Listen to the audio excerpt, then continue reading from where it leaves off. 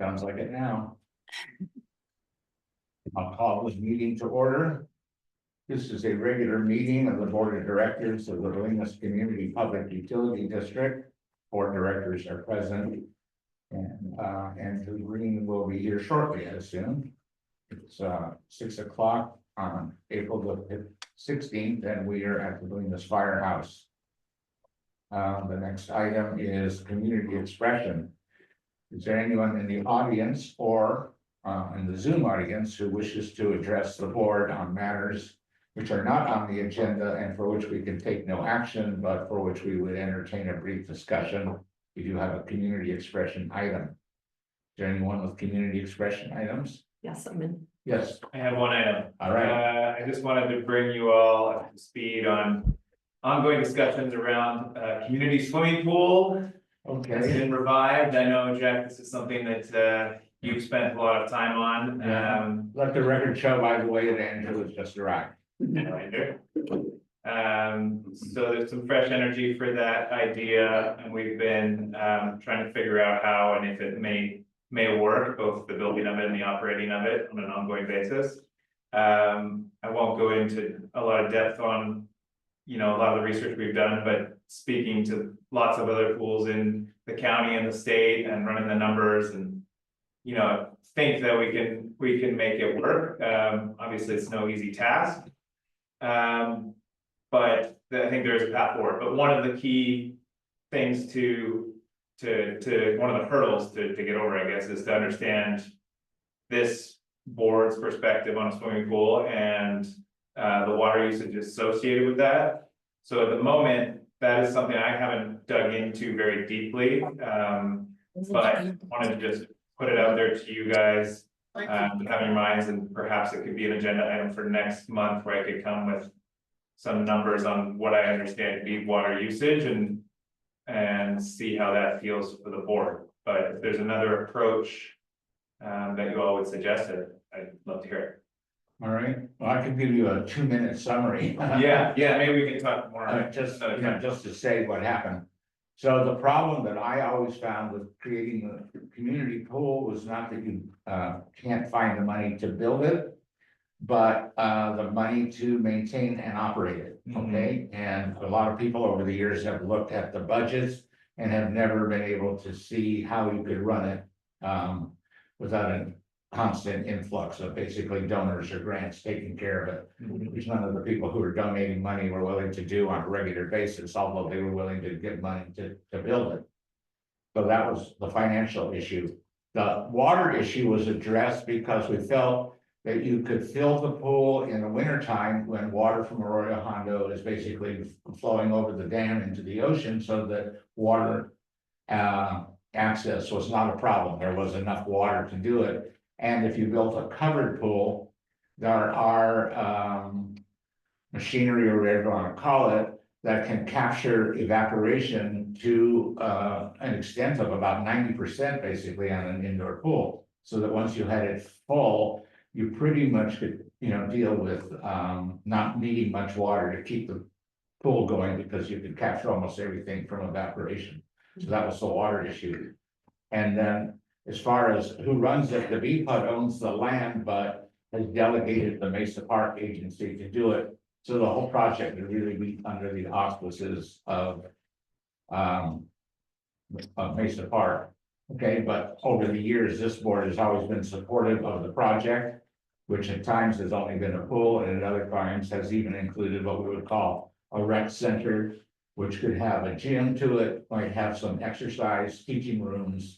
There's been various dreams. Yes. And but anyhow, that's the money and the water and the design, and if Okay. you want to talk more about it sometime, I'm glad to talk to you. Yeah, it would be great to do that. And I've been in close contact with Mesa Park Board and going to their meeting next, so they're very much involved. Yeah, So I guess generally we have the support of the BPUD to continue to pursue that. Is that correct? as far as I know, everybody on this board is I 100%. think it would be such an incredible blessing for this community. Yeah. I've supported it from the jump. Yeah, And, Yeah, I was talking to somebody up in Fort Bragg, And they had donated to their community by a community member who had become very wealthy and wanted to give back to his hometown. An incredible rec area and pool.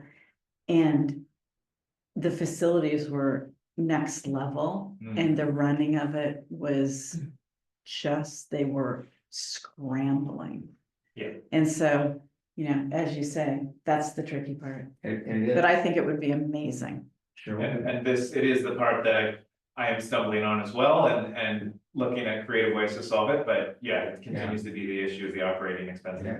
I mean, it seems if you're gonna go out and do an ask, it's worth getting them that, you know, capturing that cost Yeah. into an endowment, Yeah. and then it can contribute. That's- I was thinking, There's enough people here, I think, who would be able to contribute to Yeah. that endowment, if you package it in one, you'll get a pool, and it will be ongoing. Mhm. I'm just curious, conceptually, so you are proposing it up here at Mesa Park, is Yeah. it an interior pool, exterior? that's TBD, I would argue for an interior pool, based Yeah. on the weather patterns up here, but, And the winds? yeah, Yeah. much more expensive to do an interior pool. Sure. Yeah, Our- Um, go ahead. sorry, I have one other question. Somebody approached me about doing a master plan for, I don't remember his name, for the Mesa Park, doing something much larger, but the pool was one component, and I'm wondering, are you speaking to them? Yes. Okay. Very closely, so they did do a master plan, which is multi-phase over many, many years, and the Yeah. pool is one piece of that, so the question right now is if we're going to pursue something further, how much of that are we trying to bite off? Okay, Yeah, so that's so an you're ongoing working discussion within one component of that. of their phase master plan, and I Okay. have, I'd like to push this component, but they have, other priorities as well, so we're just trying to find what the happy place is there, yeah. Well, so can I make a suggestion Please. that we would, for next May, stay pretty focused on the water usage? Okay, And you guys can have that, we can have just a public forum to, daylight whatever those issues would be. And then I would suggest that if you get to the point where you want our involvement more in terms of, the land use or whatever, however we need to work cooperatively with Mesa Park, that maybe there's a, joint meeting between you guys for more concrete discussion, because it always feels a little weird to basically have somebody engage both boards separately when you're really discussing the same issue. Mhm. And where and when do you imagine such a thing might happen? I don't know, I think I would say let's have it on for May, and then I would really take your lead as far as where you see things going. Yeah, But I would suggest that a kind of standalone meeting that's really dealing with pool or their master plan or whatever that is, and it's a joint meeting would be appropriate. yeah, right now, we're sort of on the precipice of needing to spend some money. And so I'm trying to make sure there isn't something that could kill the project before it starts, before we start spending money, so that was the reason Yeah. we're trying to get you all the thumbs up to continue, environmental assessments, et cetera, like these things that might just kill it. Before we spend a bunch of money, so Yeah. that's where we are. Well, And in addition to Jack's offer, I'm happy to also talk with you. Cool, okay. because that's kind of- Yes, and I saw you walk in, I was like, why haven't I talked to Kirsten about this? Yeah, Yeah, And I know a lot of pool contractors. so okay, I'm sure I'm you've already done gonna that. but- reach out to you all. okay. I guess one question for this next meeting would be, what sort of water meter is associated with Mesa Park and, Yeah, that's what I would say, be all kind of super water centered. How yeah, much water are we in, like Jack was talking about, how big is this pool, how much water, where you get that water, what meter it's on, that type of Yeah. issue. We had looked into that and determined, okay, because public pools require showers before you go in. So there would be enough water to take care of the requirements for showers and drinking fountains. But not necessarily potable water for the toilet. So, and then you could do a lot of the recaptured water, since the pool water has to be certain quality because people are in it. So we had thought that one through, and I think that.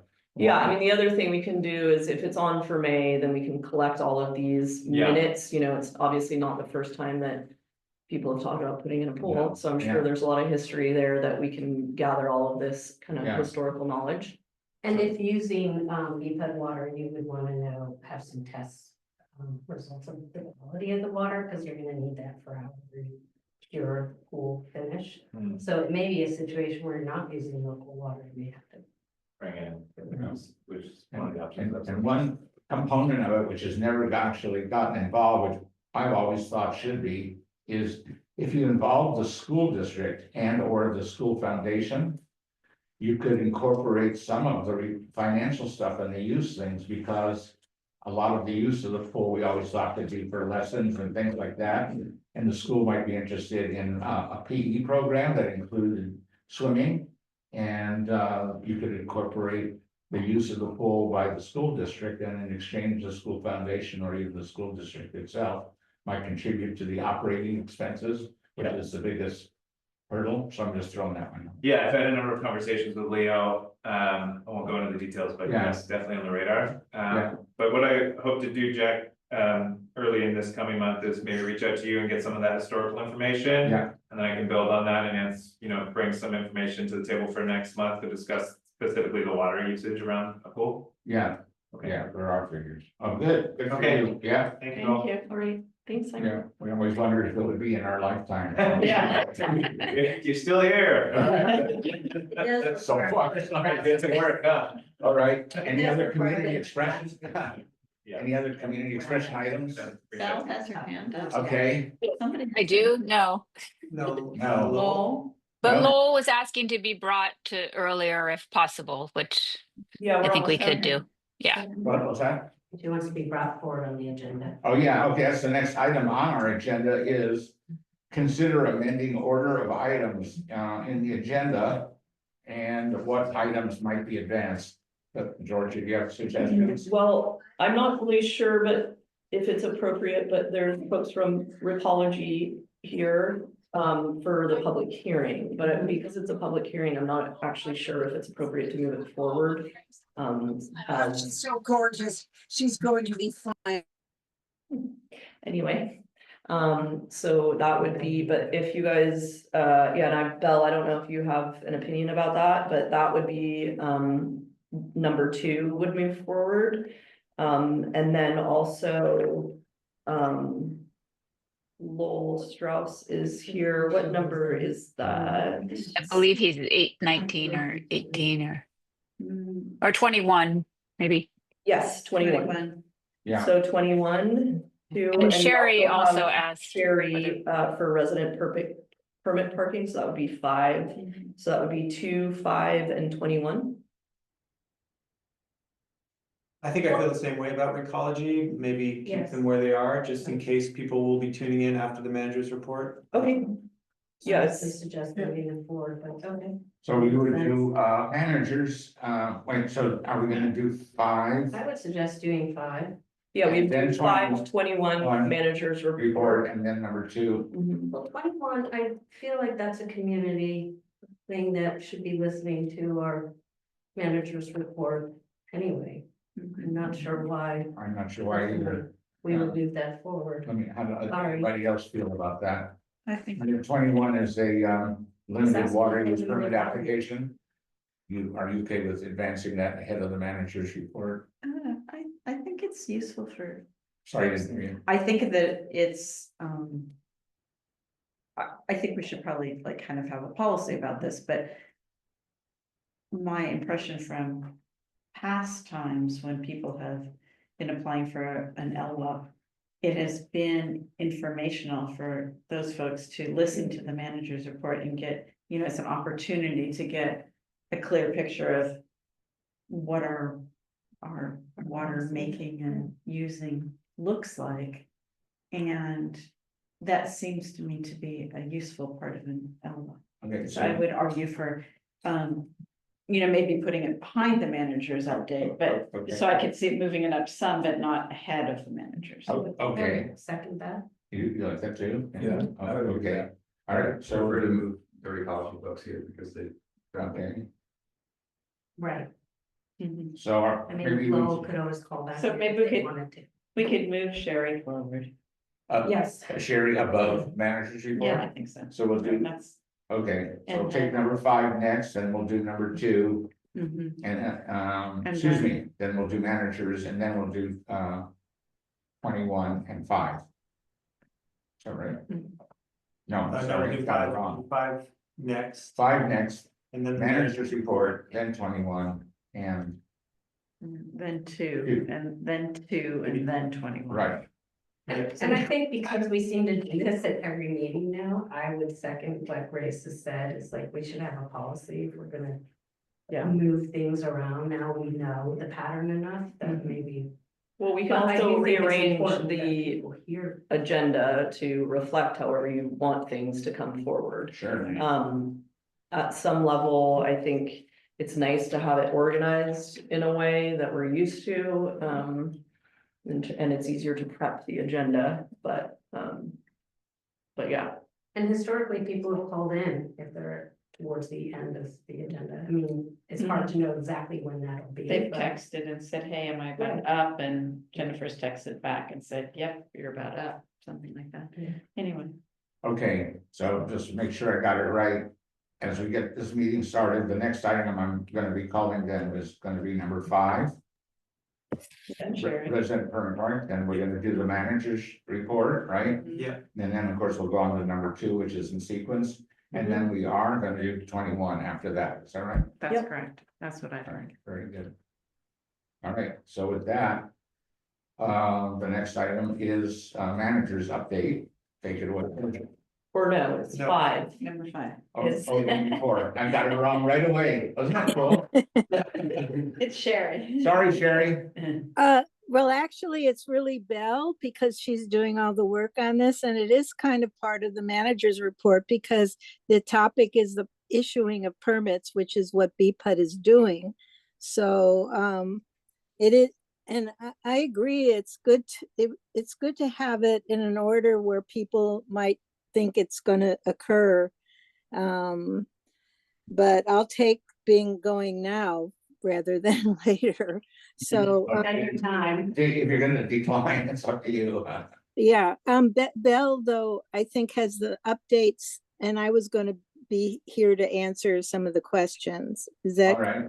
So Bill, do you Yeah. want to talk about the this item? Yeah, sure. And I'm sorry, I don't have my camera isn't set up with this new computer I got, so just a disembodied voice. But we have pretty much rolled out the parking permit program to those who are eligible in the downtown area.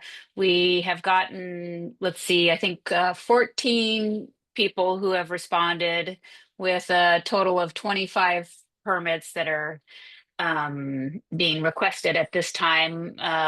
There's still quite a few more to go. They have until May 1st to submit their applications. I've sent the applications via email for those that most people have had emails, thanks to Sherry and our customer database. And then we hand delivered the ones that we didn't have email, and we also mailed them out to everybody. And so they're just sort of starting to kind of filter in. And we've had a couple of people who were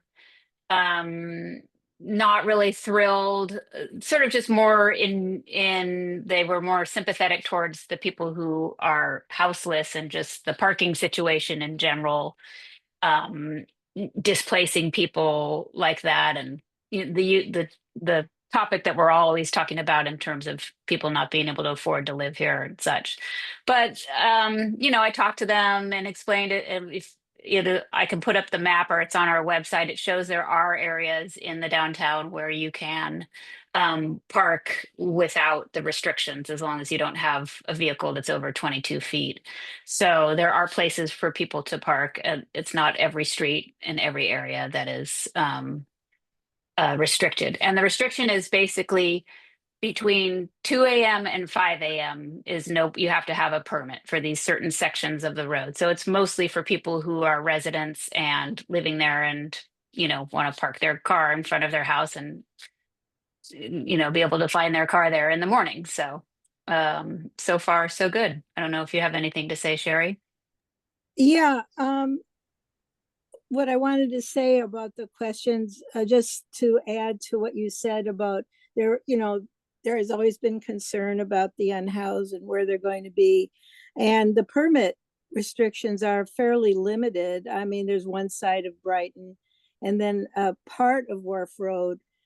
And then there are some restrictions to vehicle length, but I think what people need to understand is starting at the museum area and across the street at number 4, at the Kent property, all the way to Brighton intersection, there are no restrictions at all. There's no length restriction, there's no permit, and that's the commercial area of Bolinas. The restrictions that have come into conflict, with people who are unhoused is the 72 hour that now can be enforced by asking people to move 500 feet. And that pertains to everybody in the unincorporated areas of Marin County. And that went into effect in April, and that was something the county is doing throughout the area. And then how they enforce it, really depends on, with unhoused people working with social services and things like that. But there's still a lot of areas where people can park. That the vehicle length is 22 feet and most of the vehicles are not 22 feet. And, we're looking at people coming in from out of town. Sometimes we have some big vehicles rolling in, big motorhomes. We have had school buses, party buses coming in. And so the commercial area will be vulnerable. So, just people should be aware of that, because there aren't any Measure X. The signs are being taken down fairly soon, if they're not already. Some are already down, I think. And Measure X was a pilot program that came out of the vote and all the meetings that people had for 10 years or so. And this is what was settled on to try now, but it isn't a pilot. These are ordinances that are in place. So I don't know if anybody has any questions, but I did want to clarify that the map shows, where the areas are. It's on the website. It's on the BPUD website. The opening page, it says resident permit program. And if you click on that, it'll take you to all the information, exactly what the ordinances are, where they're located, etc. Does anybody on the board have any questions or comments about this project? I think we'll just let Bell continue with the applications then and find out at our next meeting what the final results are. At least that's a deadline for applying. Mhm. And we Okay. do understand it's a pilot program, and we'll, get the kinks out of it after a year and see how it goes. Mhm. All right, well, thank you, Sherry and Bell on that One more, I think Bell has one more thing to say. All right, Bell, did you have one more? Oh, no, I don't know. Do I have a hand up somehow? I don't mean to. you have a hand up, yeah. Okay, I'm sorry. I'll see if I can put it down. I have no Put questions. your hand up. But I just want to say Yeah. this is not a pilot program. Measure X was the pilot. This is the program. No, well, I realize that. I guess what I meant was it's our first year, and so. Yes. See how it Thank goes. you. Yeah, Thank you. okay. Thank you. Thank you. Are we now ready for the manager's update? Yes. Okay.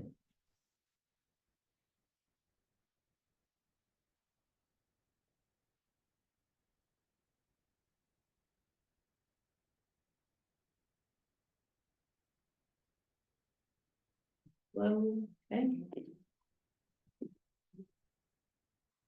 Okay, so let me just. And.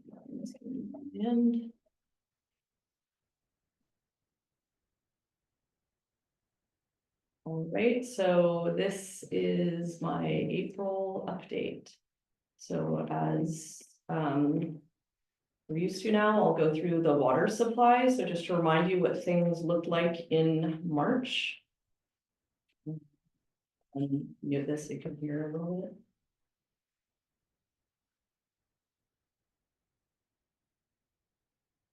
So very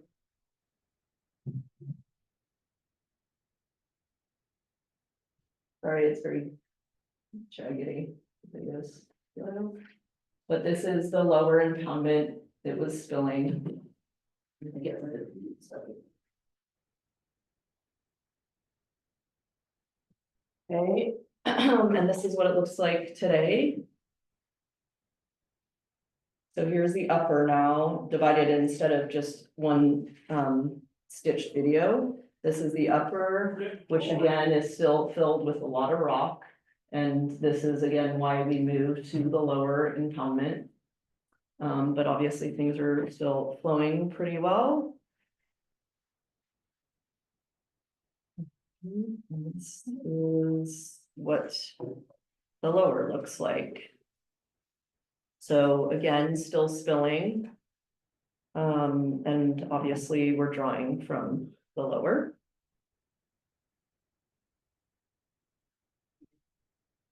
Okay. I haven't taken any updated aerial photos of the ponds or the reservoirs, but the Azolla continues to encroach. This is actually springtime is when it's really gonna start blooming. So I'll update you guys with photos of that next time. Our consumption over the last 3 months.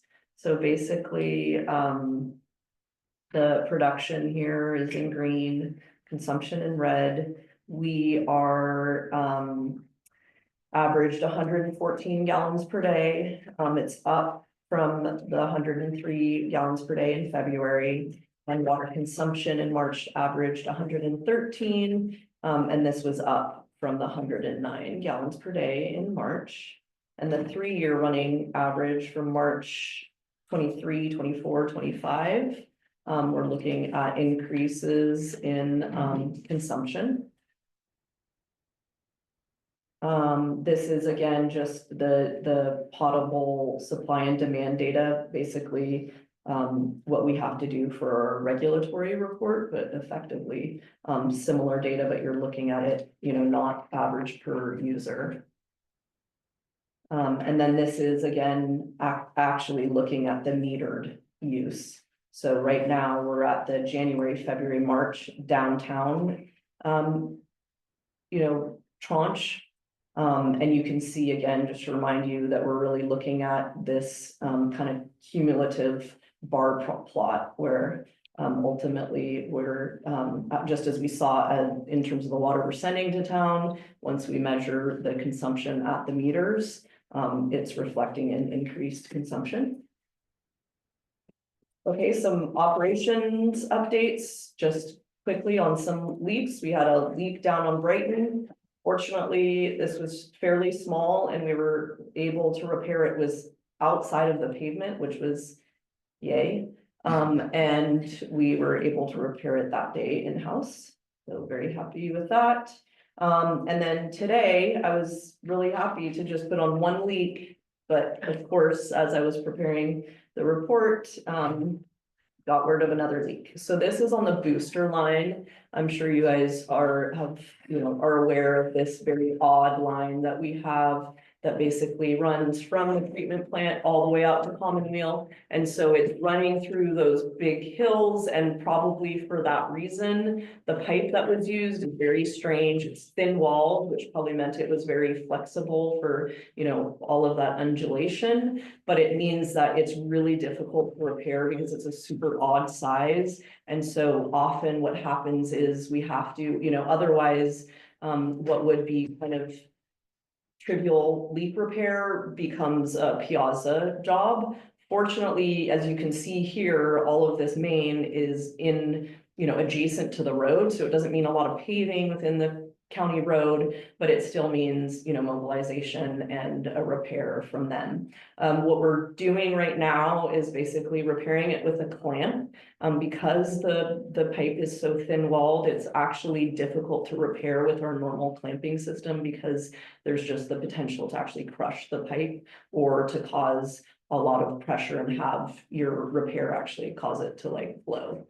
So this was a repair on an existing seam that Piazza had repaired. Again, because it's not like it's actually pretty difficult to do these repairs, and they're not perfect because they basically have to like MacGyver weird pipe that doesn't actually totally align to that existing pipe.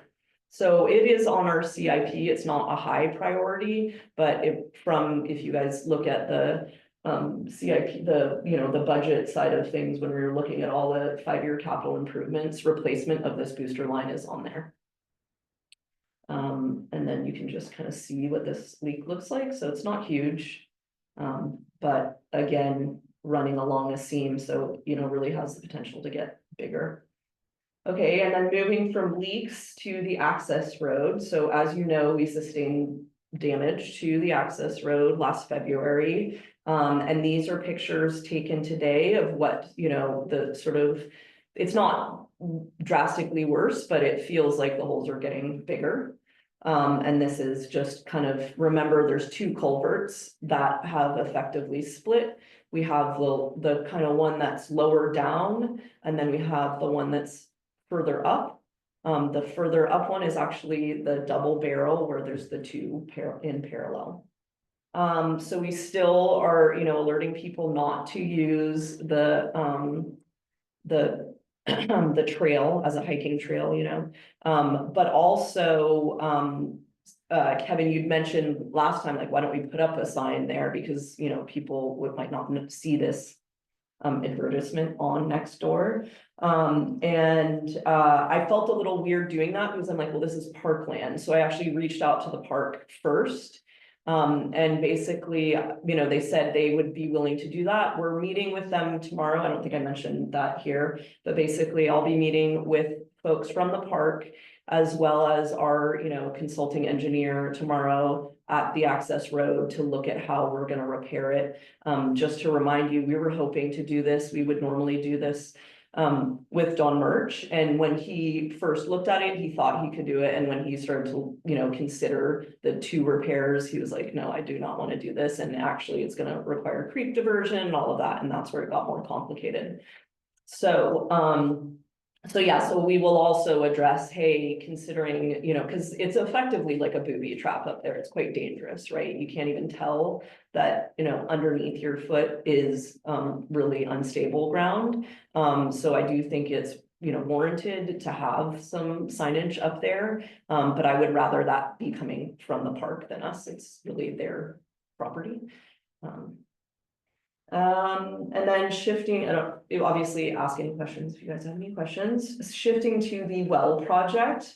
So I told you last time that I had requested additional funding, or was in the process of kind of gathering the information to request additional funding from our grantor, Department of Water Resources. So I submitted that letter, and I'm in, this was obviously a back and forth with the grant manager.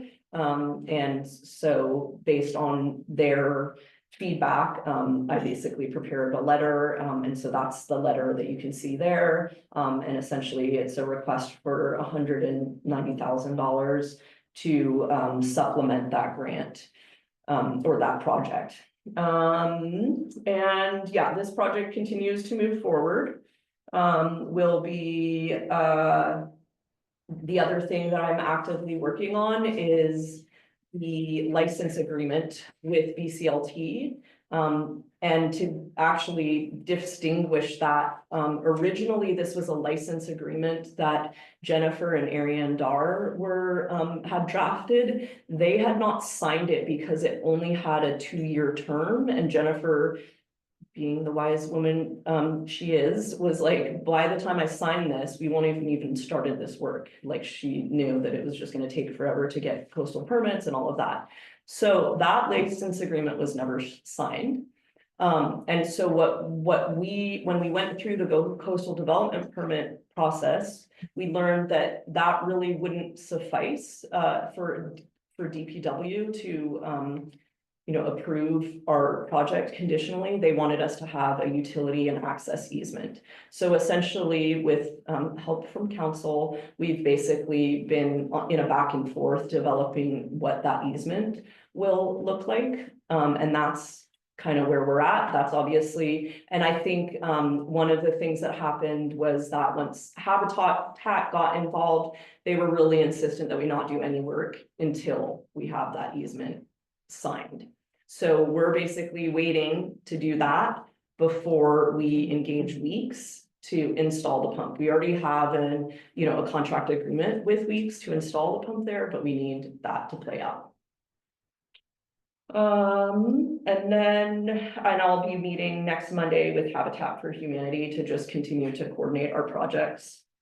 But the one up here is much less complicated. And so we actually get to see it moving forward, which is much more satisfying. So you guys have probably seen the fencing around the Connex box. Also Mesa Electric came in and did some of the electrical work. And then you can see this is the staging for the pads that where the water tanks will sit, the raw water and then the treated water reservoirs. Moving on from the well project, we have the tank site pipeline replacement project. This has kind of been annoying in that we got so close to the end and then kind of hit this roadblock. We finally gotten past that, and basically this last day of electrical will be done. And there was basically a change order issued that meant that it was an additional $2,000 or so. After this work is finalized, I'll present to you guys, hopefully May, on a synopsis of the project and a breakdown of the sort of the cost and all of that. Moving forward from the tank site replacement. So I kind of talked to you guys about this into the context of our budget meeting, but just to reiterate, we basically are in dire straits with our vehicles currently. We had 2 trucks that we basically had 4 trucks that were meant to kind of serve the operators. And 2 of the trucks have gotten really old and basically couldn't get smogged. We essentially, decommissioned them and went to sell them as is. And that's effectively we sold one and we're waiting to sell the other for $500 and then hopefully $1,000. And then we have 2 newer trucks that are around 2017, but one of those just had a major issue with a tire, which isn't so obvious here, but that's the picture of it that Evan sent me when people were like, pulling him over downtown and saying, there's something wrong with your truck. And so basically that was not a good time for it to happen because now we are literally down to a single truck. And so what I presented to you guys in the context of the budget was we were going to be purchasing a 4-wheel drive truck for next year, but effectively I think we need to do that as a emergency purchase immediately. And that's where I was describing that we effectively have, depending on the approval of the budget, a plan for how we will be collecting that revenue to pay for that expenditure. But ultimately, I would say right now, we would be borrowing from the LAIF, and it would be a real loan where we repay the LAIF when we bring in that revenue next year. And then finally, a couple of miscellaneous updates. You guys may have seen these signs around town. They're at all of the beach entrances, but these are county signs that are kind of the fallout of the whole beach thing. Is basically their warning signs around contaminated waters. They communicated with us around, hey, we're going to put these signs up. Where do you think we should put them up? And we told them where people access the beach. I think they pretty much already, the only one that they ended up adding based on our input was sort of, letting them know that people go to the end of the world and then go down to Jack's Creek, and that's, not an uncommon way for people to access the beach. So these are county signs, but on Beacon property.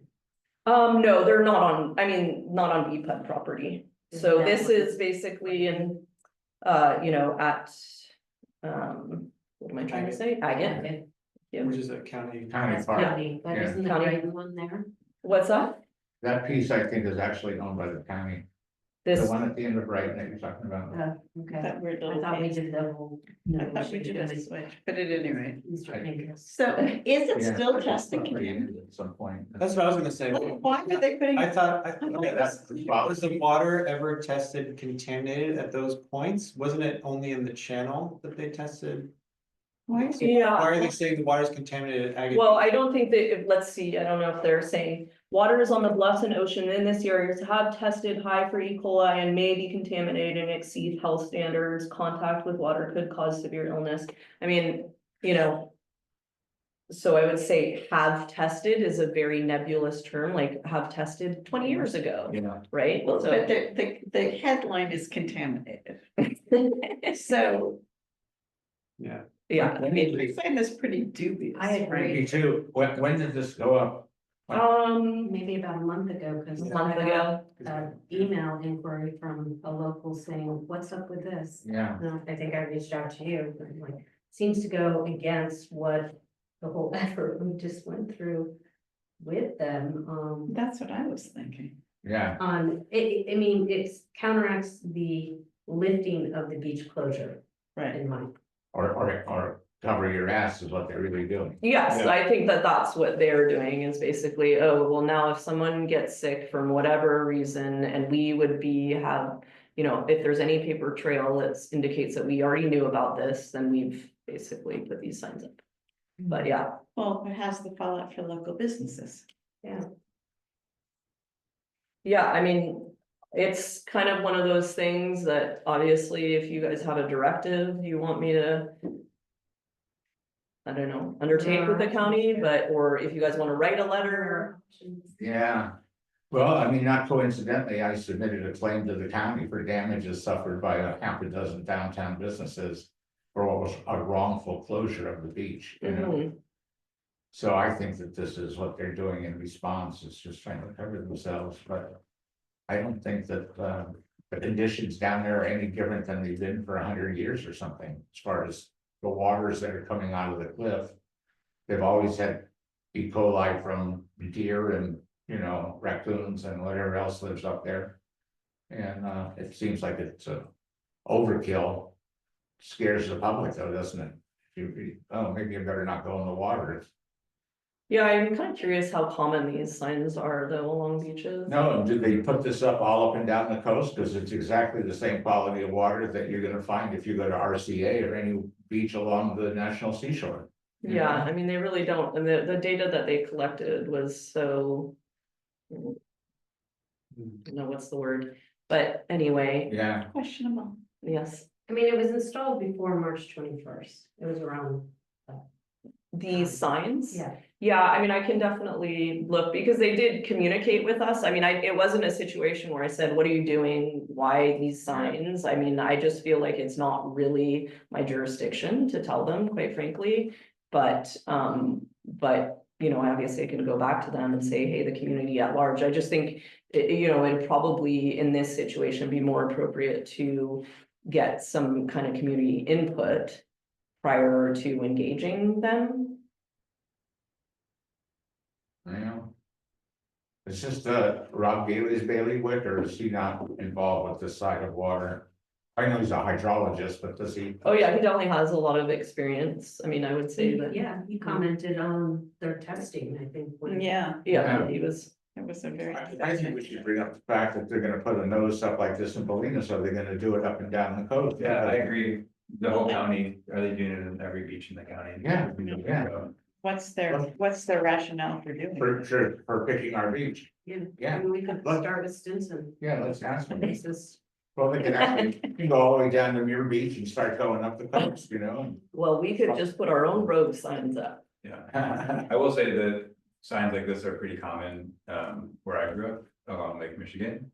Because there would be like these E. coli breakouts from seabirds or lake birds. And sometimes they would test at the higher level and it would just trigger the closure. So at the trailhead, there would be a lot of signs like this as kind of precautionary things, but this seems very targeted and very It does. I think that specific. if I felt that these were coming upon the heels of well-done testing, Sure. I'd be all for it. It's like the red tide comes in, it's like, don't eat, don't gather mussels at this time of year. I think those signs are in the public interest. I'm not convinced that this is based on recent testing. If there's recent testing that shows something that is, a public health hazard, for sure, put the signs up, but this just, the blanket signage that's gonna be left up and because nobody's gonna bother to take it down seems not in the public interest to me. Yeah, or not this public anyway. Well, anybody who goes to the beach who's worried about letting their kids in the water. Yeah, I don't think it gives them enough information to make an informed choice. right. Just kind of steers you away. That's Yeah. my feeling. Well, my feeling is that the testing that they did along the bluff was really not well done. Yeah. And then they have a testing program that's within the ocean that, occasionally and what also is not very good data, but occasionally shows higher levels of E. coli in the mouth. That's actually the only spot there, but all along Stinson, there are those samples collected. Mhm. So one thing we could say is, hey, are you putting these signs up because of that ocean collected data point? If so, then why don't you put those signs up on all of the other points where you collect these samples and you get hits? Because, or if this is just around the bluff, like, why are you putting these signs? I mean, because originally when they talked about this signage, they didn't talk about it so much in terms of, hey, don't go into the ocean, because they weren't even really testing that, and they were pretty adamant that they didn't want to expand that testing program into like regions that would be contaminated from the bluff waters. They said it was more in terms of keeping away people from the bluff where they thought that these contaminated waters were coming from. And besides which, people shouldn't be along the loose cliff face anyway. So it's kind of like, well, this is now, it seems much broader, and it doesn't say, maybe contaminated waters. It does, like you're saying, say contaminated waters is the kind of largest thing. So I guess I just feel a little badly that I didn't, attune to this more in terms of broad, I think it would have been more appropriate before the signs went up for us to have given this feedback. At the same time, I just don't really feel like it's our. Signs? What's that? Did they give you a copy of the language? Well, they just said, hey, we're putting, they didn't say, what do you think about these signs? It wasn't like that. It was like, we're putting up these signs. Are there other places besides Brighton Wharf and Agate Beach that people access the beach? And and what stuff. division of the county is doing that? This is CDA. Environmental, I think, it's broader than that. I think, it's, you mean CDA, Community Development Agency? the yes, but umbrella. EHS sits under CDA very Yeah. confusingly, yeah. Yeah, they test 31 sites from April through October. So, this is based on testing from last year. They do it every week or two. I can't remember. They don't post the old stuff. It just says, see you next spring. So, they should be testing now, but they haven't posted anything yet. It just seems strange so this is just gonna be up in perpetuity. Until somebody takes it in. Yeah, I think we should send a letter expressing concern over what the signs seem to convey, and we'd like to know more about the areas that they've tested, that they restricted And how often testing. they're testing and Yeah. whether they intend to take the signs up and down in Yeah. response to what their tests show. I think it's appropriate to say, what are the results that you've collected that are warranting the signage? Yes, yeah, Exactly. yeah. And are I they don't going think there beyond, was a lot of rigor there. did they go up the beach beyond Agate Beach? In other words, they came around the point probably to the Duxbury Reef. I don't even know if they went that far, but I mean, they didn't end up testing ocean water, which obviously if you were a visitor No, using the I- beach, that's what yeah. you're assuming this sign is about, right? That's correct. Yeah, so if you go on this picture right here, you're gonna end up at Agate Beach, right? You're gonna go from the Agate Beach parking lot, so that they test all the way up past Jack's Creek and keep going? No, No, no, and I mean, so why I'm not? not sure where their cliff samples were, but I mean, a lot of those came back negative anyways, so that wouldn't warrant this sign. Anyway, Okay, I think. Even though we're the water district, we're also Salinas, and I think a little pushback here to the county. I think we owe it to our businesses. I mean, you guys did so much work, yeah, and we saw the results of what happened last time. it just seems like it's a scare tactic and a cover your ass, you know, and I'm bothered by it, so. Seems to imply more than what's really out there. well, maybe, I don't know if you wanna delegate a couple of you to write that letter. And then bring it back to the board. I was kind of hoping to delegate it to you. Well, I mean, you could delegate two of you to work with me on it, but I Okay. think it's a much more efficient process if basically board members are involved in the actual drafting of it. Okay, Cause then it's already gotten board impact by the time it comes to, And it's a letter coming from the board. yes, I would yeah. say it should be a letter coming from the board, Okay. directed to the county. I'll be one of the Okay, people. I'll work with Jack and you on it then. Yeah. Yes, it's- Yeah, Okay, so that's that, and then finally, last update, so just quickly, the Stinson Waters Ocean Protection Council grant. I continue to work closely with Stinson Water on their OPC grant. As a reminder to the board and public, this is a feasibility study to assess the potential for a regional solution to address wastewater needs in both communities. A primary aim of this study is to identify vulnerabilities of our wastewater infrastructure to sea level rise and to develop a proposal to mitigate and address those risks. That's why I put this environmental hazards map in here and just, you know, pointing out the 3.3 foot sea level rise inundation zone. You all know that we have a lot of our sewer infrastructure and some of our water infrastructure along Wharf Road, and importantly, our lift station, which is really, you know, central to getting all of the wastewater up here on the mesa where it's treated. So, recently I've been working with the GM to develop a request for proposal, and I'll share that to you guys once it's advertised. That should come out mid-May. And that is the end of. Do we have a scope of work that we are hoping to use those funds for our assessment? Or are you still working on that? No, I mean, everything's pretty much totally finalized because it's going out for an RFP. I can't really. It's not a public document really at this point, but you can definitely look at the grant itself is public. But in terms of how we took the grant, turned it into the RFP, that is not a public document yet, because we need to make sure the bidding is fair. So yeah, so, and what are you? I just want to make sure that we're assessing the right things for our districts. Well- Specific things that will be able to like turn that analysis into Okay, tangible. yes, and just, I mean, I've talked to you guys about this before, but one of the things that was definitely like difficult to navigate, obviously, there's a whole history of how that came about where we weren't a co-applicant Right. on that grant and all of that. And then when I was made aware that Stinson was seeking this grant funding, I was like, okay, and that is entirely overlapping with our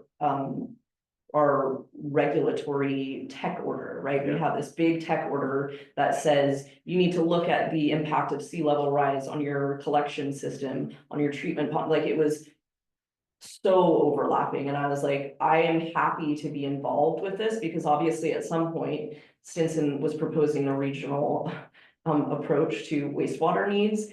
They were gonna have to partner with us, right? So effectively, I think it was definitely weird how it all got started, but it's hugely beneficial to us now. Because if, once we got on board, I was very direct with them. I'm happy to be involved with this, but you have to understand, this is so overlapping with what we already have to do, and which we don't have money collected. You know, we don't have the funds to actually do all of the things we are gonna do, and it's gonna be pretty painful for our customers over the next several years as we address this.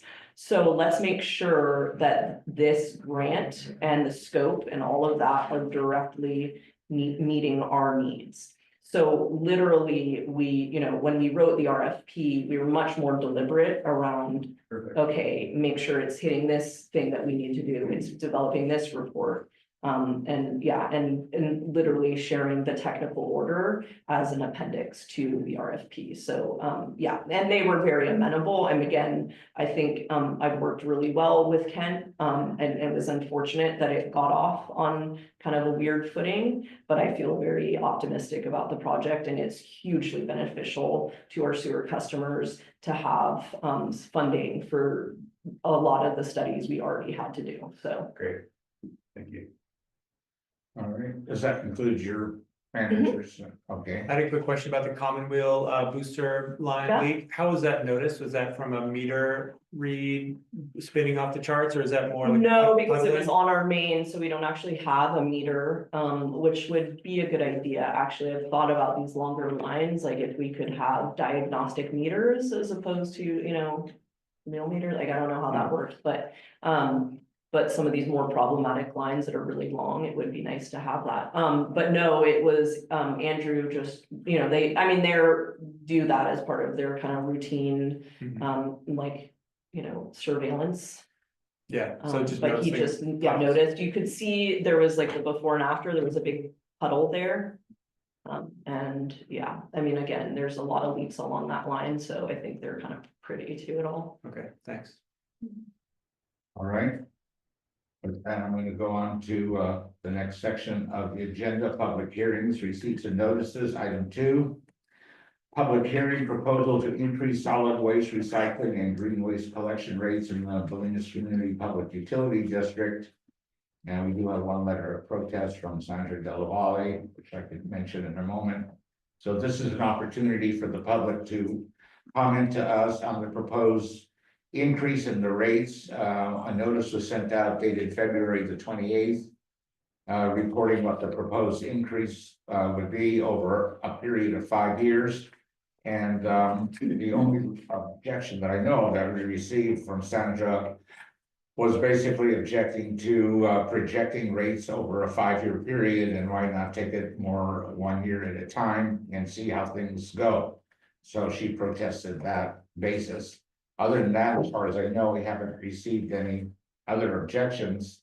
And there were meetings that were held with Recology, and I know that Kevin and I, mostly Kevin and Georgia, actually spent a lot of time reviewing the rates and the comparable rates to other districts and the costs that are incurred by Recology. And we negotiated what we thought was a fair return to Recology for the service they rendered based on what their costs are and what their costs are projected to be. So, and there are people here from Recology. And maybe the only thing I would ask you to respond to, at least for our record, is the one objection that why are we going out 5 years rather than taking it a year at a time? Let one of you just respond to that. What's the reason that you prefer to do it that way? Was my recollection is that was more a request of the district. Yeah, I We mean, have stabilized rates so that you know, instead of going with an RRI increase that's based on CPI or how the economy's doing. That can fluctuate, and this way there's assurance for your customers or our customers or our communal customers. That they know what the rate increase are gonna be towards the end of the contract, so. Yeah. Creates rate stability. Oh, sorry, just to add to that, I mean, obviously, this was all part of the negotiating process. Yeah. At first, they were requesting much higher rates. One of the analyses that we performed was essentially getting us to the average rate that customers are paying in the county over a 5-year span.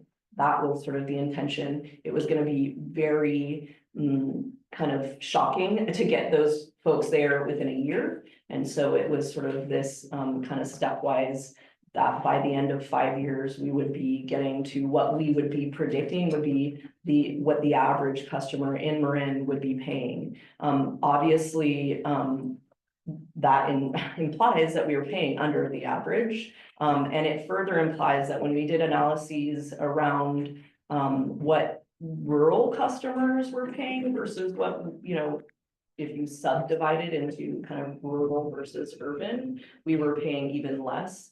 I feel, you know, one of the things that we argued during our negotiations, now that we can kind of express this more freely, was that I'm not really comfortable with the idea that, you know, rural customers just pay a lot more because there were so much more expensive to serve. That is, you know, obviously there's ethical considerations about how rural communities are served across the entire country. And if you do it just based on how expensive it is, then obviously that's really difficult on folks that are living in rural areas. And so we kind of held firm there. But otherwise, I think it's appropriate that Bolinas customers pay similar average rates to the rest of the folks in the county.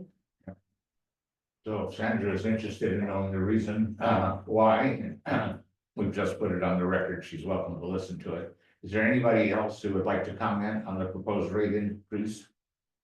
I just want to thank the district for being with us and for the negotiation that we held, and so appreciate it. And you know, you represented your district very well, and just really appreciate the opportunity to continue to collaborate as we work towards that.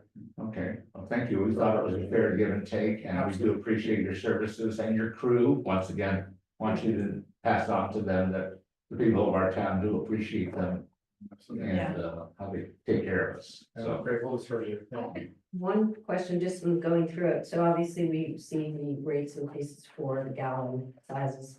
Some people have walk-ins, and I didn't see any mention of that. Because at one time, there was an opportunity to pay a one-time fee in perpetuity. And that then lapsed, and I'm curious, where are walk-in fees going to remain? So the walk-in fees are part of this proposal. They're on the rate chart. I'd be happy to show them to you. If you Sorry, want this- to. It's probably just below. That's not the rate chart I'm thinking of, but I'm Okay. happy to send it to you when I get back to Okay, so it's not in the document. It's not in that That's why I document, couldn't it's see in the it. rate chart that's in the contract that's going to be signed, as well as the rate chart that we hold, but it's also part of the contract that will be signed. So I'll send you a copy. That's a monthly service fee out there. And it is a monthly service fee that I'm not aware of there ever being one ability to pay and have that service in perpetuity. That is a service that we pay for. We do have an ability to offer that service to people who need that because of medical needs and no one in the household who can walk their hands out.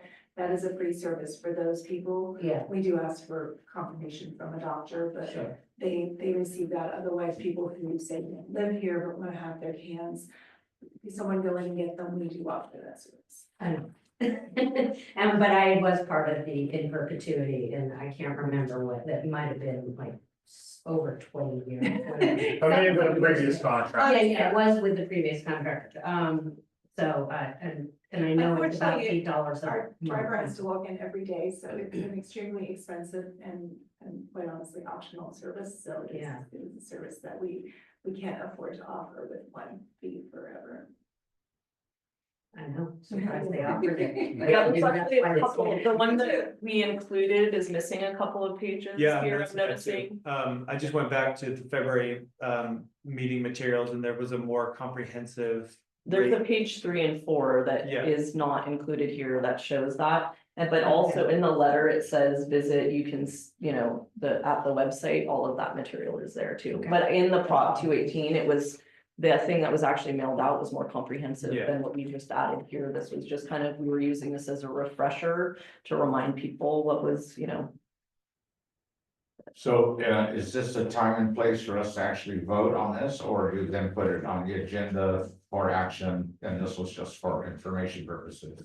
No, I think that you guys would vote on approval of the now, just as, you know, Okay, your full approval of the amended contract. all right.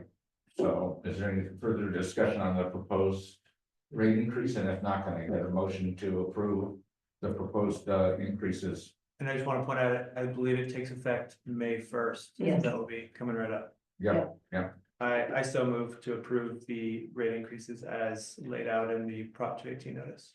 Okay, I'll second. thank you. All in favor? Aye. Thank you, folks. Thank you so much. Yeah, thank you. See you in 5 Bye, years. Steve. I think you just print out that letter you're gonna write and put it on the sign. Yeah. Thanks. That'll be the motivator. Thank Okay. Next, I think we decided to take item 21, is that right? Yeah. He had to leave, so I think he had a bunch of stuff written in the chat. Georgia, I don't know if you want to read what he wrote. Are we going? If they're not here, maybe, is there a way to contact them to let them know that they're queued up? Well, I I can don't just see pass it on in the this and chat, we can keep so. going and see if anybody shows. Yeah. later. Well, I don't think I can read what he said in the chat. Was it just to me, maybe? He Yeah, I said, can't see anything. Yeah, he said, why do I need to hear the manager's report? This is an existing home that has had a meter for 50 plus years. That's moving on to a new foundation on the property and the house is completely unchanged. No new baths or any other fixtures. Unfortunately, I would like to hang on, but can't. Sorry, I would like them to move forward without me if they can. But I am looking after my 95-year-old parents, just can't hang on the line. If this needs to go to another meeting, that's fine. But I don't really understand what needs to be approved since this project does not impact water consumption. So I would just point out that there's a new septic that is. That was my question, is it? Yeah, expanded? so I would say that it's not just a super trivial, it's And it's. compared to the things that you guys would not. Really address the potential for an LWAP, I don't think that this meets those kind of trivial criteria. So I would definitely urge you to have a full discussion of the project. Wait, I'm sorry, I'm not understanding that. You think that there, because of some aspect of the project, there's the potential for expanded water use? So doesn't that automatically, like by giving them an LWAP, doesn't that take care of that problem? Yeah. I mean, So, why yeah, I not? think the discussion is, do we feel authorized to apply an OUP to this project? So Yeah. I think we should go ahead and discuss it. If Seems this like person it to doesn't me. feel like they need to be here, that's fine, but maybe we can discuss it now. If we decide that we want to pursue an LWAP, I think they should be here to, Yeah, argue, but we can. but we can does see it where not this- make sense for them to be in that discussion, since you're gonna be discussing the details of their But project? if we ultimately decide that no LWAP is needed, then I don't think they need to be here. Okay, Like, if we. I guess the problem is, what if you don't decide that? Then you've had this whole discussion without them Okay, yeah. present. I'm open to either one. I mean, if they're just moving, like, we all know where it is, right? It's a big house that's all just jacked up right now at the top Oh, of is the that the terrace. one? Yeah. Yeah, and so obviously they have to move it. He's claiming that other than moving it to the. They are having to put in a new septic system, and I would suggest that because of the new regulations on septic system, that very well may have impacts on your water use, whether you guys decide that you want to incentivize people to upgrade their septic systems and you don't want to punish them for that. That would obviously be a discussion for you guys to have, but I would suggest that if somebody has a new septic system and they have to do stress tests or whatever, there's a lot more regulation and there's water use associated with those, that there may be, water use implications of their wastewater. Do we know, are they increasing their septic yeah, system? I thought maybe they were moving it back because they were taking erosion control. I think that they are having to put in an entirely new septic Yes, new system. septic I system, yeah, couldn't, they were, If you look at their traditional water use, so it's below what they would get if we gave them a limited water use. Yeah. isn't it? right, I couldn't bring that Well, up. let's just give them It limited doesn't, for the it cat doesn't, one. I think the that Excel doesn't pop. it would be very helpful, you could see based on his comments that he did not want a limited water use permit.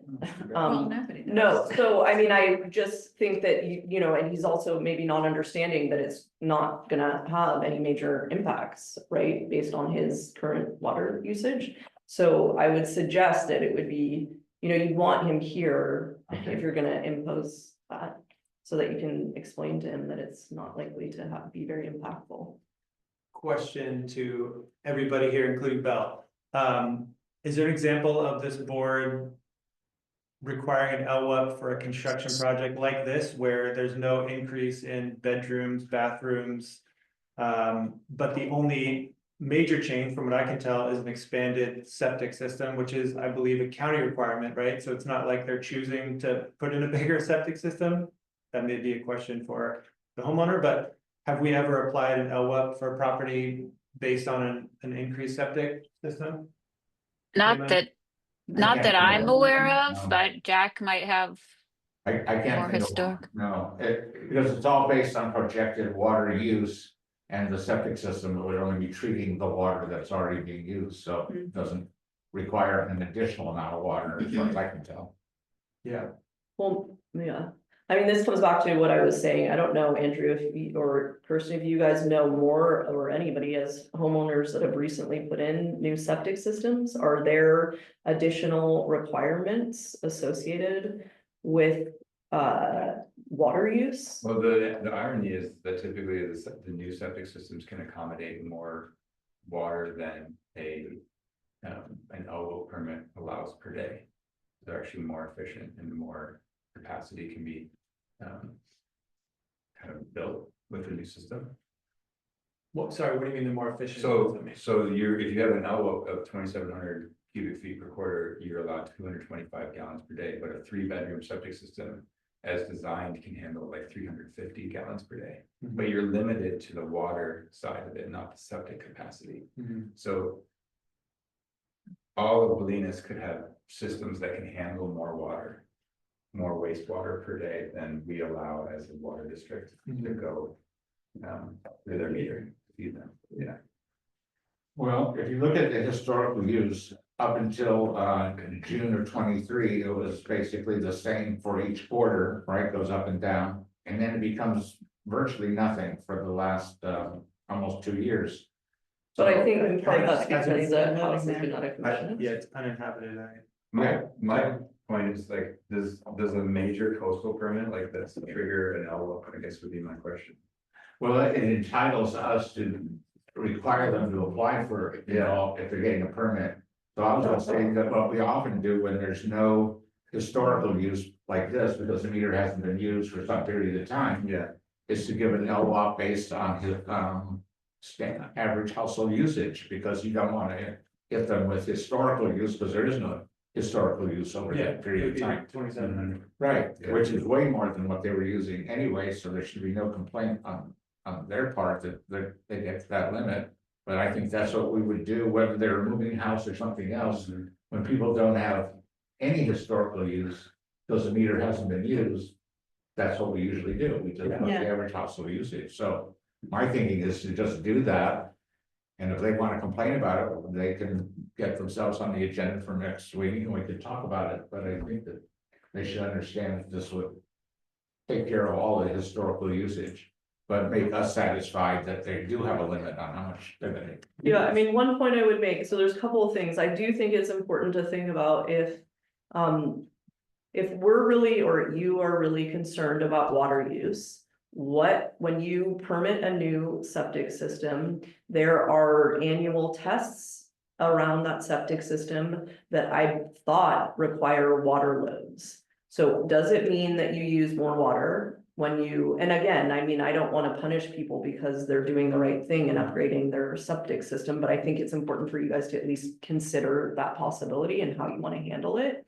The other thing I would say, and in particular, when folks, you know, and maybe this will be becoming more common, but basically if folks are going to be coming off of septic systems and joining our wastewater systems, we will have to put them on LWUPs because of the capacity issues associated with our ponds. I have been looking, because this person lives very close to Canyon Road. I engaged the regional board today in a meeting, and I've been in consultation with this homeowner to say, I will look in the potential for you to add, you know, to our existing wastewater system, if that's something that you would rather put your money towards that than doing this whole, you know, septic system upgrade. I'm not sure, you know, there was some optimism or kind of like willingness on the part of the regional board to address that, and I'll kind of engage them in a back and forth as to whether that's possible. But in that case, we would still have to go to the homeowner and say, we're putting you on an LWIP. So I think, you know, I think there are ways in which the LWIP, I understand that it's traditionally been like, oh, is it an extra bedroom or whatever? But I would say that there are, if, you know, I would feel more comfortable with a really rational reason of, does this use more water? Okay, then we engage in LWIP, you know? And so I would say in this particular case, it would be important to understand what the regulations are around new permitting of septic systems and understanding if there's any water, you know, implications to water use due to those new systems being built. And additionally, I'd say there's other examples where when I came in and I was, you know, getting schooled on what causes an LWIP and what doesn't, I was like confused as an example. One that I really hope that the board addresses sooner rather than later is the idea of merging properties. I feel strongly that you guys have data that tells you that irrigation is a big use of water. And you guys have sort of ordinances that say, hey, you can only water your own yard, right? But when you merge your yard could potentially become 5 times bigger, right? And so why would building an additional bedroom not cause an LWIP, but, you know, merging of property cause an LWIP? And that's just like, I think, you know, so I would say from a, you know, sort of the same vein of the leak relief, sort of a similar sort of deep dive into the LWIPs and what are, you know, the potential things that, you know, having a very rational approach to when you engage them and when you don't would be warranted. Anyway, so yeah, that's my overall feeling about this one. I feel that it's a pretty, while it's just moving a house, because of a huge part of what was I think part of the permitting process from the county's perspective was really around the wastewater treatment. And I think we should understand better what the implications are for water use associated with that new system. So besides the discussion of going to an LWIP, are we also, is this being presented to the public for any kind of comments of what they are? Because I mean, they've got all the drawings here, so I'm just curious why they. Yeah, they just shared that when normally when, you know, when people will share a plan Yeah. for you guys to Not- assess. Yeah, this is not a hearing on the project. This- Okay, Yeah, that's what I wanted to make sure. yeah, Yeah, they have, their coastal permit was approved. yeah, but I think Andrew's point is well taken, which is, you know, because of the efficiency of the new kinds of systems, you might be able to use more water, that system would handle more water on a daily basis Mhm. than it might be granted. That's why I think it's a good reason to put an LWAP on it now, so that they know that no matter how efficient their new system is, they're still gonna have a limitation on how much water they can use. Mhm. Anyhow, I'm proposing that we actually just give them the limit based on his average household usage. Yeah. I feel a little strange about that. I don't know that we're justified in applying an LWIP in this case, especially without them here to answer our Okay. questions. So I would invite them back if they're able to join us, we could talk about it. Because I feel like this is new territory for us to apply an LWIP just based on septic Okay, size. I also want to ask them if they're planning on adding any ADUs in the future. I mean, additional bedrooms, I sort of want to get that from them directly. Because that would make me wanna give them an LWAP, so. But they would have to do that We'd have to when they go- go to the yeah. county anyway. Right. You would think they would have to, but most people don't, or a lot of people don't, so I wanna ask that directly, if, you know, with the increased septic, are you planning to add any additional bedrooms, so. That's my, All Yeah, right, I would encourage you guys to have this discussion in May with them present. I think that Okay, that's just let's do it. more appropriate. And I think they just need to be clear, we don't, I mean, I still think they were on the agenda after, so why? Yeah, they just invite can't them back. Suddenly attend. if you can invite them back, let's just, I mean, in the interest of moving their project along and getting. Either getting an LWAP or not, and sort of moving forward, let's invite them back tonight if they will join us. I don't know if I can reach him. I mean, it was just yeah, let's. Yeah, no, I think we put it on, but he needs to be That's- aware. for the May agenda. Yeah. He will be agenda. where he is on the agenda, Okay. right? We're not gonna. Or we could offer to bump him up and put it up further, if that's what he prefers. I think just in general, one of the things is that in the past few meetings, we've allowed people to come up who were sort of here for an item. And so, you know, we need to do, as you guys had said, I think we need to come up with a policy if you guys agree with doing that or not, because then we at the office are kind of conveying, like I probably conveyed to him, yeah, we can bump you up to the front because that's what what I was under the impression that we have been doing. So I think we need to just sort of come up with whatever that policy is so that we can convey to the people who are coming on the agenda, the correct, you know, right, Sure. they're gonna have to come, they I can come agree. later or whatever. So I just feel kind of bad that Hearing we, his response, yeah, I know. Uh-oh. I think you just unplugged us, Georgia.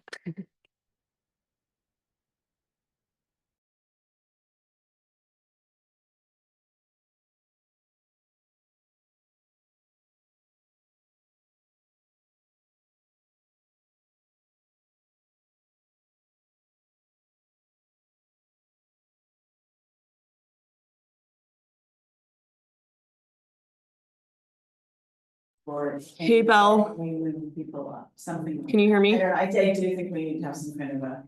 I can hear you now. and if people keep Just asking, wait 1 second, you guys, if you don't mind, I'm just gonna let people know that are potentially still here, including Belle. Belle, can you hear me? Yeah, can you hear me? Yeah, sorry, I'm just gonna turn this up for a second. The power strip was not on, so the computer lost.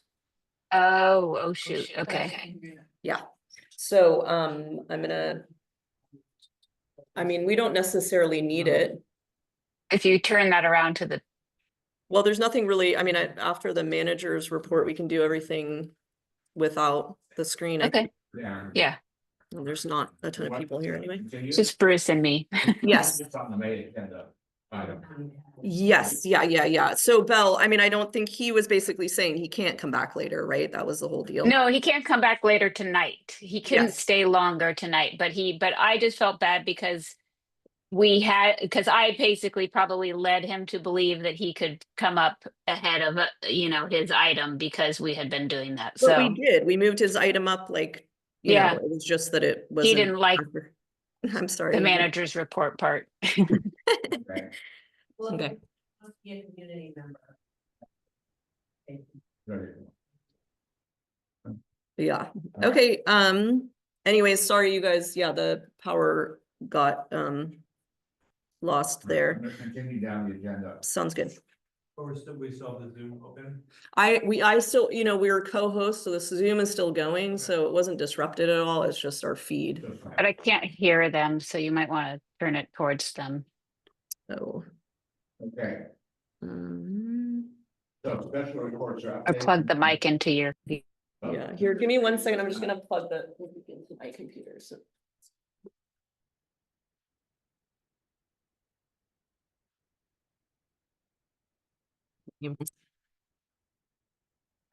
Okay, can you just, Belle, can you tell us if you can hear us better?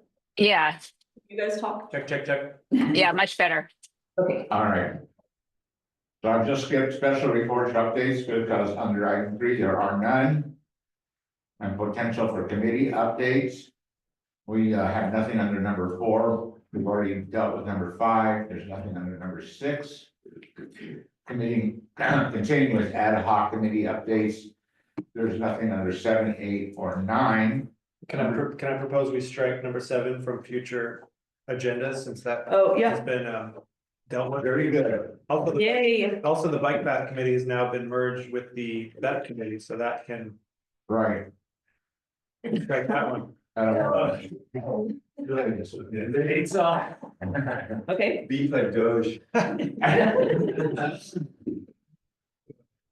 yeah, so the Canyon Road Committee met. Yeah, Basically not much to report, but just we continue to work on that. As I said today, I had gathered more information from the regional board around that particular project. We have a meeting, scheduled to, I mean, effectively, we gathered more historical information on how we've done these types of projects previously. I think it was a helpful meeting. I don't know if you guys have anything you want to add. I would say you've also done some work behind the scenes, talking with Supervisor Rodoni and the county planners, so I think it's worth mentioning that. Also, we're meeting with the engineer tomorrow. I believe it's tomorrow, right? Yeah, Is it tomorrow? I believe it's tomorrow morning, or is it next week? Next week, 20, that's the old depth. Oh, Bev's tomorrow, sorry. yes, yeah, sorry. Got my- Don't scare me like that. Got Kevin. my committees, Yeah. sorry. No, that's fine. Okay, anything more about Canyon Road? No, and then, yeah, the Beck/Bike Committee, we are meeting tomorrow. That's a Zoom meeting, is it, or in person? Yeah. Sorry, that's Zoom, and is that, that's Not- the 17th, yes. What time? 9:30, 10. Don't remember. Yeah, let me check. I have it down for 9:30. Right, Are we not meeting at BPUD? That's with HT Harvey, is that right? Yeah, I was assuming that was gonna be, not in person, but I guess I Okay. didn't confirm that. I'm up for anything. I don't remember what all the emails said. so we Okay. can- I'll, deal with that this evening at our Okay. meeting, okay, but, so that, then you have the PEP committee is continuing to meet and we'll be meeting tomorrow morning. yeah.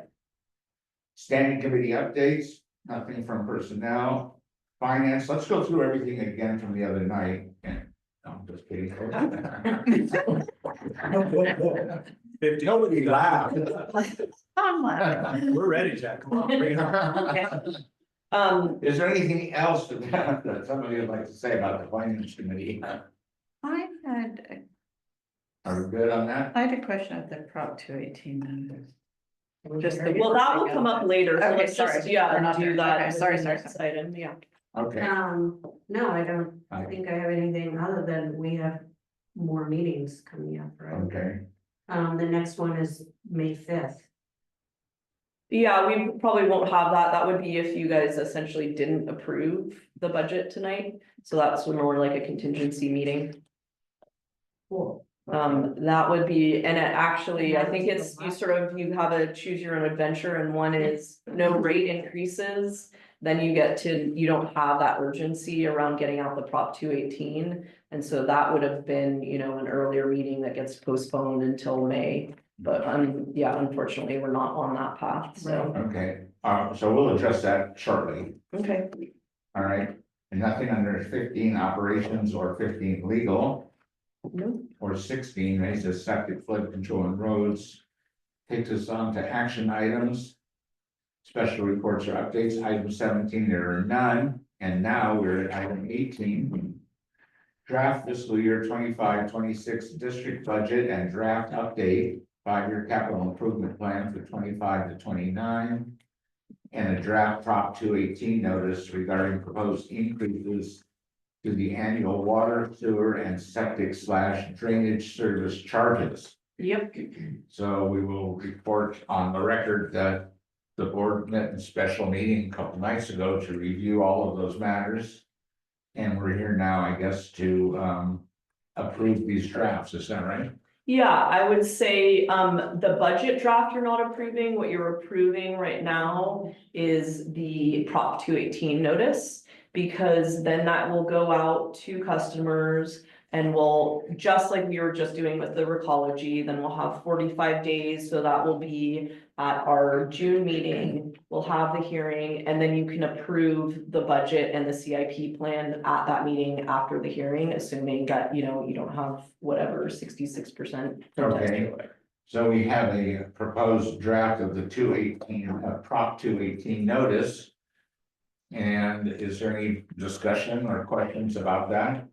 Seems like we've been through it. I but have, go ahead. I have a couple. Sure. On page 2, under reasons for the proposed increase in the annual water service charge, down, third line up from the bottom there, it says, as well as supplement water reserves for future planned capital improvement. I think it should read something like allocated monies for water or something, like water reserve sounds like reserved water. Yeah, it And the does. same, in the next, Which page are you on? Page 2? page 2. And in which section? It's the third paragraph down from the top, basically. Reasons for the proposed increase Okay. in the annual, and then if you go up from the bottom there, third line, Okay. see, Yeah. Supplemental water reserves. Yeah. Paragraph? So it's the Like the section, middle of the reasons page. for the proposed increase in the annual water service charge. That's Mhm. the Yeah. bold. Okay. And then if you go from the bottom of that paragraph, 3 lines up. As well as supplement water reserves, is that the one? yes, that's the line. Okay. I think it should be money allocated for water use or something like that, to make it clear that it's money and not water that we're reserving. As well as, why don't we say, to supplement funds Water reserves. for. What? Future planned capital improvement, Yeah, water, Water, as well as supplement water reserve funds for future planned capital improvement projects. well, I think that Grace's point is the way the words are used now, it sounds like we're actually serving water. Right. And she wants it to Yes. say that we're serving money. funds allocated to A water designated use. fund for capital improvement projects associated with our water system. Something Yeah, like that, something like yeah. that. What if we say as well as supplement water reserve funds? Funds for I what? just said, for future Yeah. planned cap- Cause He doesn't reserve, like we supplement typically water. call reserves. Like that's a finance. I think you can wordsmith it, I'm just With saying that, water financial reserves, I mean, if you, even if Something you just like put financial in front of there, that's. I think that'd be good enough.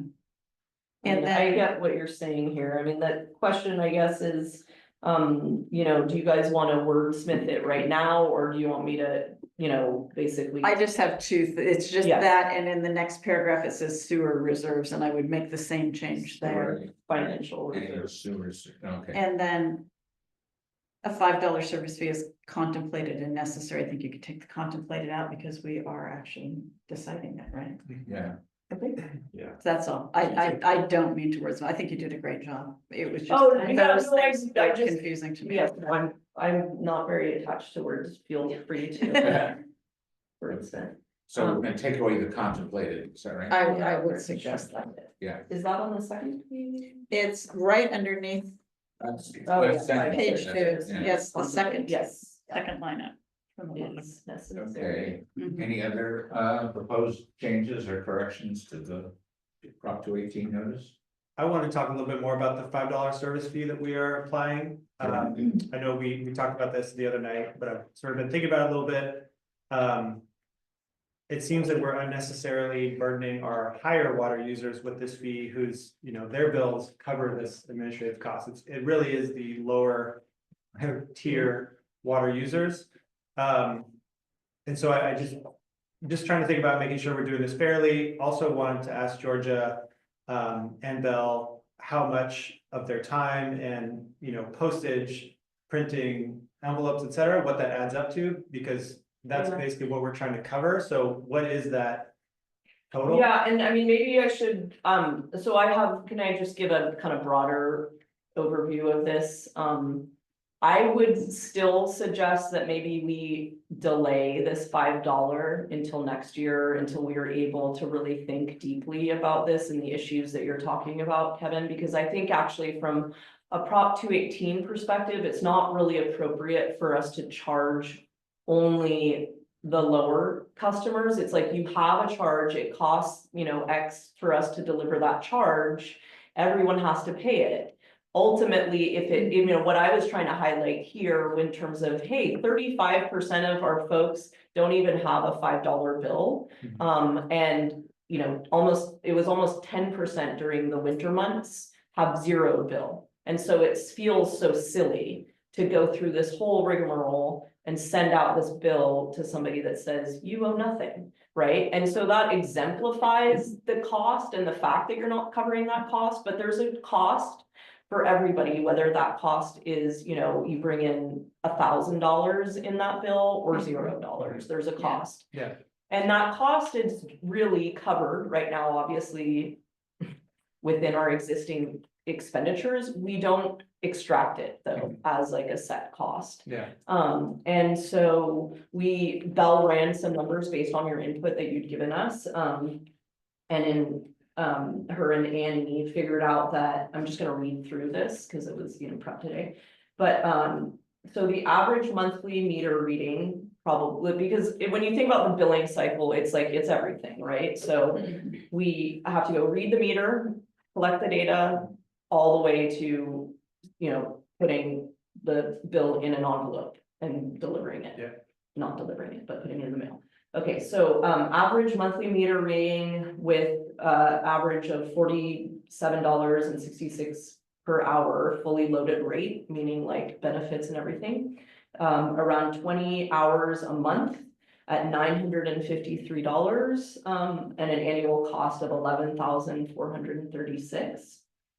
So the average monthly admin data entry and mailing is about $55.40, a fully loaded rate at 10 hours a month, and that equals 554, and an annual cost of $6,648.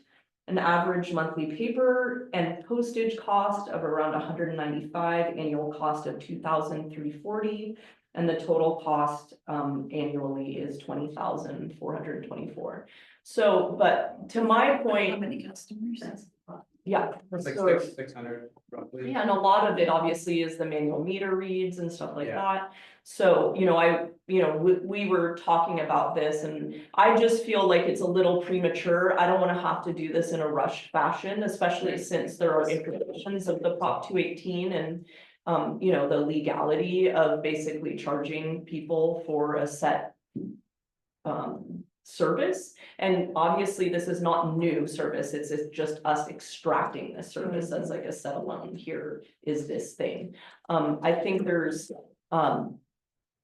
yeah, I wanna be more careful about how we would pursue this. So I would urge us to do what we were doing originally, which is borrowing some $10,000 from the LAIF. Hopefully the water customers can pay that back, or we can see that as a kind of more balanced use of the LAIF, like I was talking about, in terms of a lot of the drawing from there has been for sewer customers. So I think it would actually be appropriate for this expenditure to go toward water customers this next year. But I feel like this is a little rushed in terms of, you know, doing this where I just presented you on Monday and then we're, you know, doing some major modification for this fiscal year. But this is approving a draft that then will be going out and published when? For final. I think it has to be, if 45 days ended up, I think we were looking at it was like May, the week, this, it gives us plenty of time, but we're gonna do it the last week here of the week of the 28th is when we'll put it out. Well, I think that they're paying, I mean, all of us as customers are paying for it one way or the other. Yes. It's just whether that payment is explicit or implicit, basically. Yes. I'm not sure that one is better than the other. I mean, I'd kind of like to know what I'm paying for, but that's just me. But I think that since they went to the trouble to get some real numbers, we as a board need to wrestle with what those real numbers are, which is way more than $5.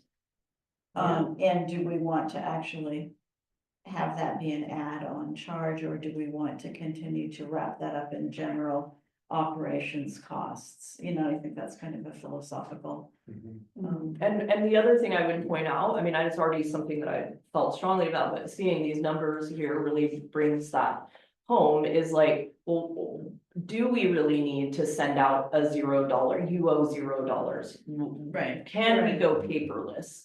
What does it mean, you know, I mean, it's something that I had wanted to do at first, but basically they're seeing all of the deferred maintenance. I think you kind of get drug into all of these different areas, but when I first joined, I was like, oh yeah, automated meters, that sounds really great. And you see something like this and you're reminded about all of the costs of the manual meters, not just reflected here, but we, you know, in terms of leaks, all of these other ways, the people that are on LWAPs, when we have to go make sure that they're at their you know, usage level anyways, so but again, I would say the other thing that I think that this really plays into, and why I think it should be kind of looked at more comprehensively in a lot of these related issues is, okay, paperless, automated bill pay, you know. A lot of these things are things that our customers ask for, and we say, oh, we don't do that. But basically they're a matter of convenience, but they also may save us money. It also may be that if we went to automated bill pay, we do have some set surcharge with just having that customer, right? And then at which case that $5, we don't have to, you know, quote unquote, make that up. It could be just, oh, that's the surcharge we have to pay for you to be part of this automated bill pay service. And then it would be very clear, you know, why that, you know, surcharge is occurring on that particular quarterly bill or, yeah. So anyways, I would just think the more I thought about this, the more I was like, well, yeah, we could do it. This is definitely, as far as modifying the budget, like we were talking about, it was very simple to apply it, like Grace was suggesting, is just this flat fee across everybody. The more I thought about it, I was like, actually, this is, I think if we didn't do it this way, if we only charged the customers that were on the low tier, that would be really inappropriate and probably not in compliant with Prop 218. So there were good reasons to do that. So from this standpoint, and I think the language in here is fine and it reads fine, but still, I feel like this is pretty rushed. And it kind of dovetails with all these other more complex issues that I think I would urge us to look at more thoroughly over the next year. Yeah, So if I'm right, you're saying it's 20,424 in, right? And then we divide that by 600 customers. Yeah. That works out to $34 a year. You divide it quarterly, it works out to $8.51 a quarter. So, I mean, I think I suggested we do $10, we agreed on 5. I still think it's money left on the table for waiting another year to do it, and I would say, I would encourage that we keep it, but I did get caught in the language of $5 plus whatever your $1, you know, whether it's $1 or $2. I mean, you're saying it's too difficult right now from a budget to say a minimum of $5, like, we're not gonna send out a bill for $1, is what I'm trying to avoid. Can we not say there will be a minimum statement of $5, you know, a $5 bill? I think that you do that if you apply that flat fee effectively, right? So we're adding this $5 constant onto everybody's bill. But I don't think it's appropriate to say, oh, we're only adding this in cases where the minimum didn't reach, you know, $5 because of Prop 218. You have to have an express service yeah. that you're providing. And so, you know, essentially we figured it out right here. And like you're saying, okay, it actually is probably closer to like $8 a bill. And actually we don't have 600. So maybe even closer to like 10. And, you know, we could obviously put that in here. That would really be, hey, these are our meter reads. This is the quarterly. And I like that. I like the idea that, I mean, honestly, it would be really nice if we could get to a point where the operational costs are really captured in these quarterly things and the annual service is really around CIPs and these more capital investments. Like that to me intuitively makes a lot of sense. From the standpoint of fully, I do not want to be in position where like it is so nice to have the county collect those funds on our behalf, to not have to be hounding customers, to be extracting bills from people that are, you know, having difficulty paying for, you know, like the value in how we have it structured right now in terms of the ease of structuring our budget and us having, you know, doing billing and stuff like that. I mean, while I can see the value of really changing it, I also see the real perks of having it be the way it is right But now. that's, the billing's not changing. I mean, I get a dollar bill. What's more challenging for me is to like, am I gonna drive up and give them the envelope in $1 Well, rather than, I'd rather be. no, I guess what I'm trying to say is, right, you could have, if it's a base rate and it's applied quarterly, I mean, this is one thing that Belle was saying. Well, why not just add it to the annual service charge then? We can just have it collected there. Why have it be on the bill, right? Because ultimately it's a base charge. Yeah, So, and I think that's pertinent. However, we get into this ridiculous thing, well, right now where we have $0 bills and we're still sending them out, like that just feels really weird, right? yeah. And so I think, what's that? I think if we have if they don't reach a certain threshold, like $5 or something, then whatever they owe is just carried over to the next quarter. Yeah, that's one thing I thought about, but I think we actually have a statutory obligation to let people know like how much water they're using within a set period of time. Oh. But that's where I was like, well, we could go paperless, right? Where you could just, you know, essentially an email to somebody or a still have phone to call chase even that is much person. cheaper than us creating this whole like Yeah, phantom bill, We just right? have to pay for the paperless service. yeah. Yeah, no. Paperless, we have to chase the people who don't Yeah, pay. so what's interesting is Bell said that it was $11,436 of annual admin time. If you add $5 to every bill and you do it quarterly, 558 customers, that's only $300 off of what that collection fee would be to cover the admin.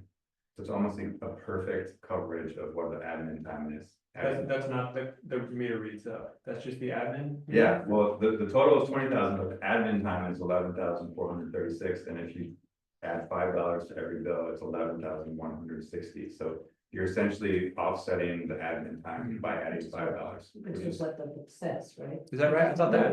admin is actually 6,648. What was the first number you gave, the 11? Oh, sorry, that was the average monthly meter reading. Okay, so. So that's it's the $5 a meter operators. read, $5 Yeah. a meter read per customer per quarter, Mhm. offset completely. I mean, $5 for a meter read is like, Well, okay, here's another thing that I've Like- talked about with the guys, and I think they are extremely supportive of. Is basically, you know, and we'll get to this in a second, in terms of the rights of way encroachment and all of that. I feel pretty strongly that we should have a supplemental service charge for when we have to enter somebody's yard. It gets that much more time consuming to go into somebody's yard and do that manual meter read because they've gated off their meter. And so it would be like, instead of this, you know, we've talked about, and I see history of minutes of how do we get people to remove their fences and stuff like that. That's pretty difficult. And one thing you could do would be sort of like a, you know, essentially an incentivize is like. the walk-in charge that. yeah. Exactly, it's exactly the same, right? And it's just like, if you want to remove your fence and make it so it's accessible, we won't charge you that surcharge. But if you don't want to do that, then basically that's an additional $5 for us to like go in and contend with, you know, all of that. Anyways, again, I think,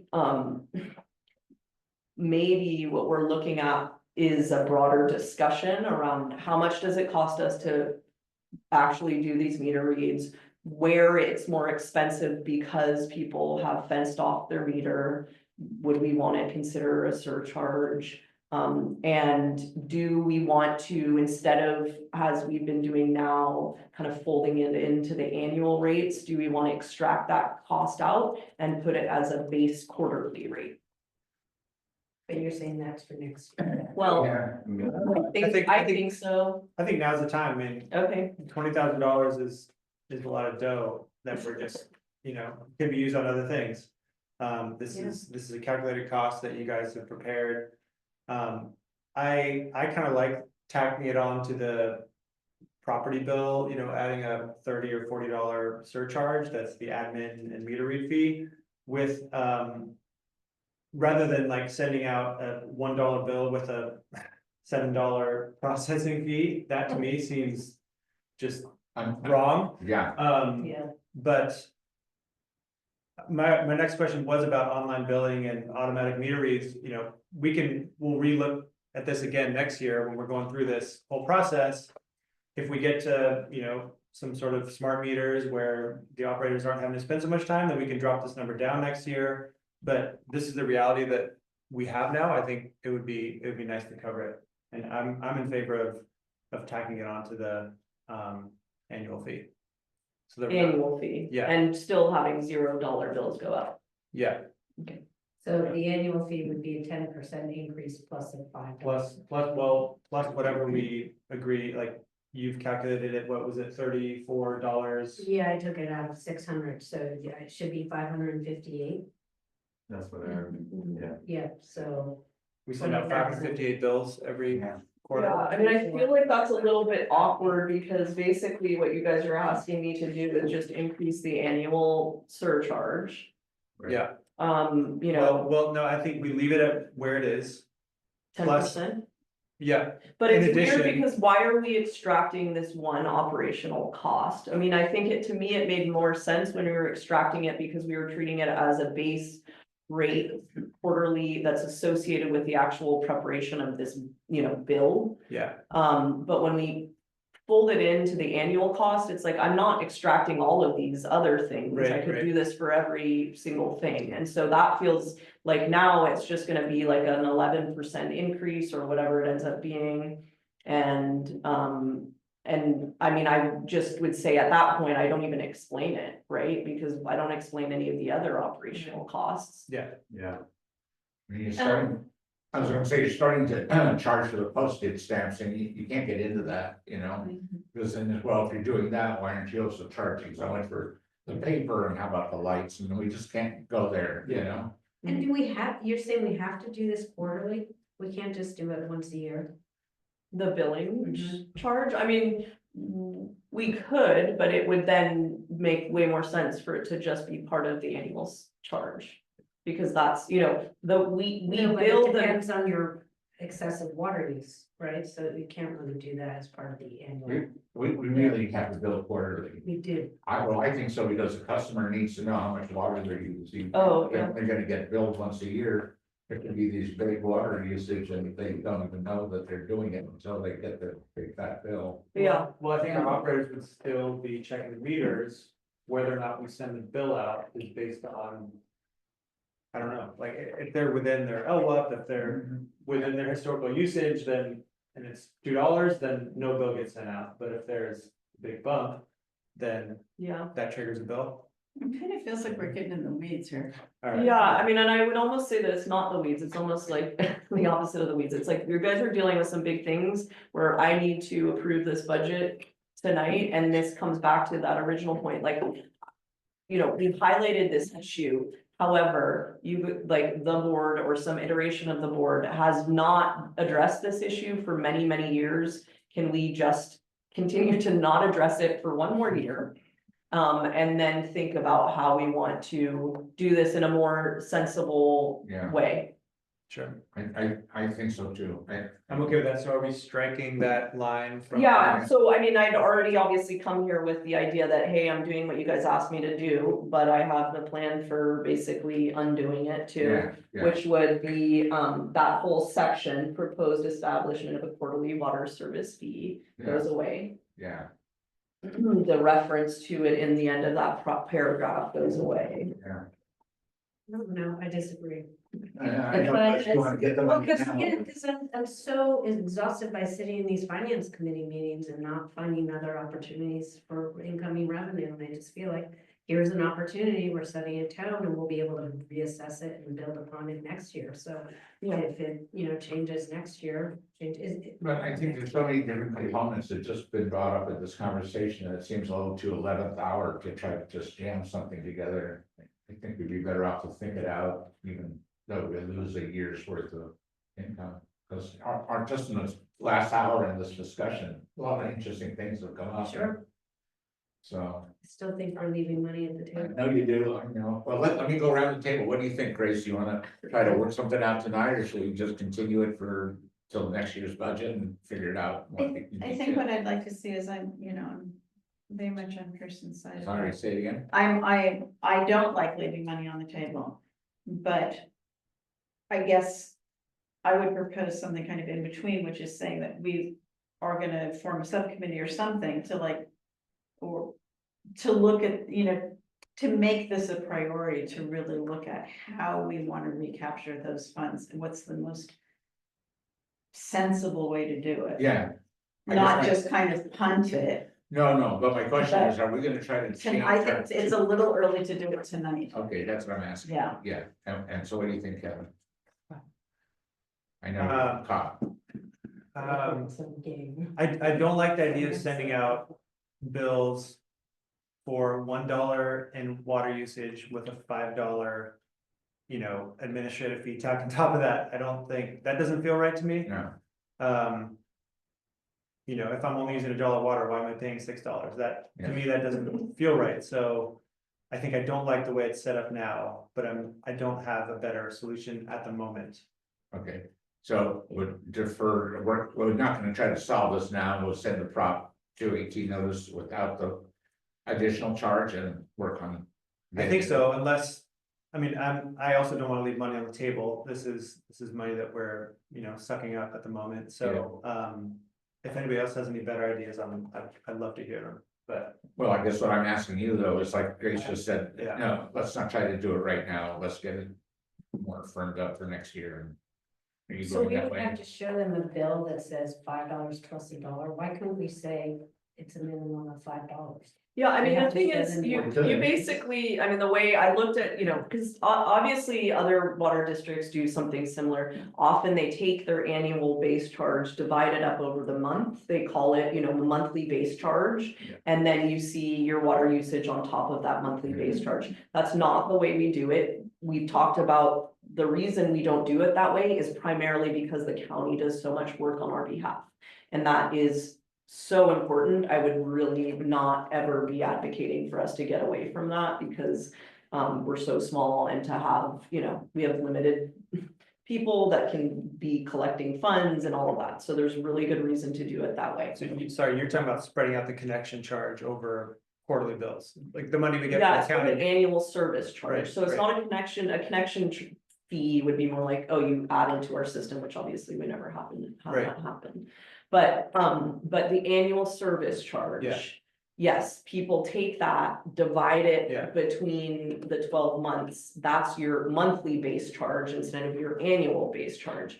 What I was kind of proposing here was, okay, we still have our annual base charge, but we do have this thing that's happening on this quarterly basis. That's very much tied to the thing that you are receiving now. We've extracted that cost, we say it's X dollars, now you need to effectively pay that. So even though you didn't use, this obviously happens with a lot of second home owners here, right?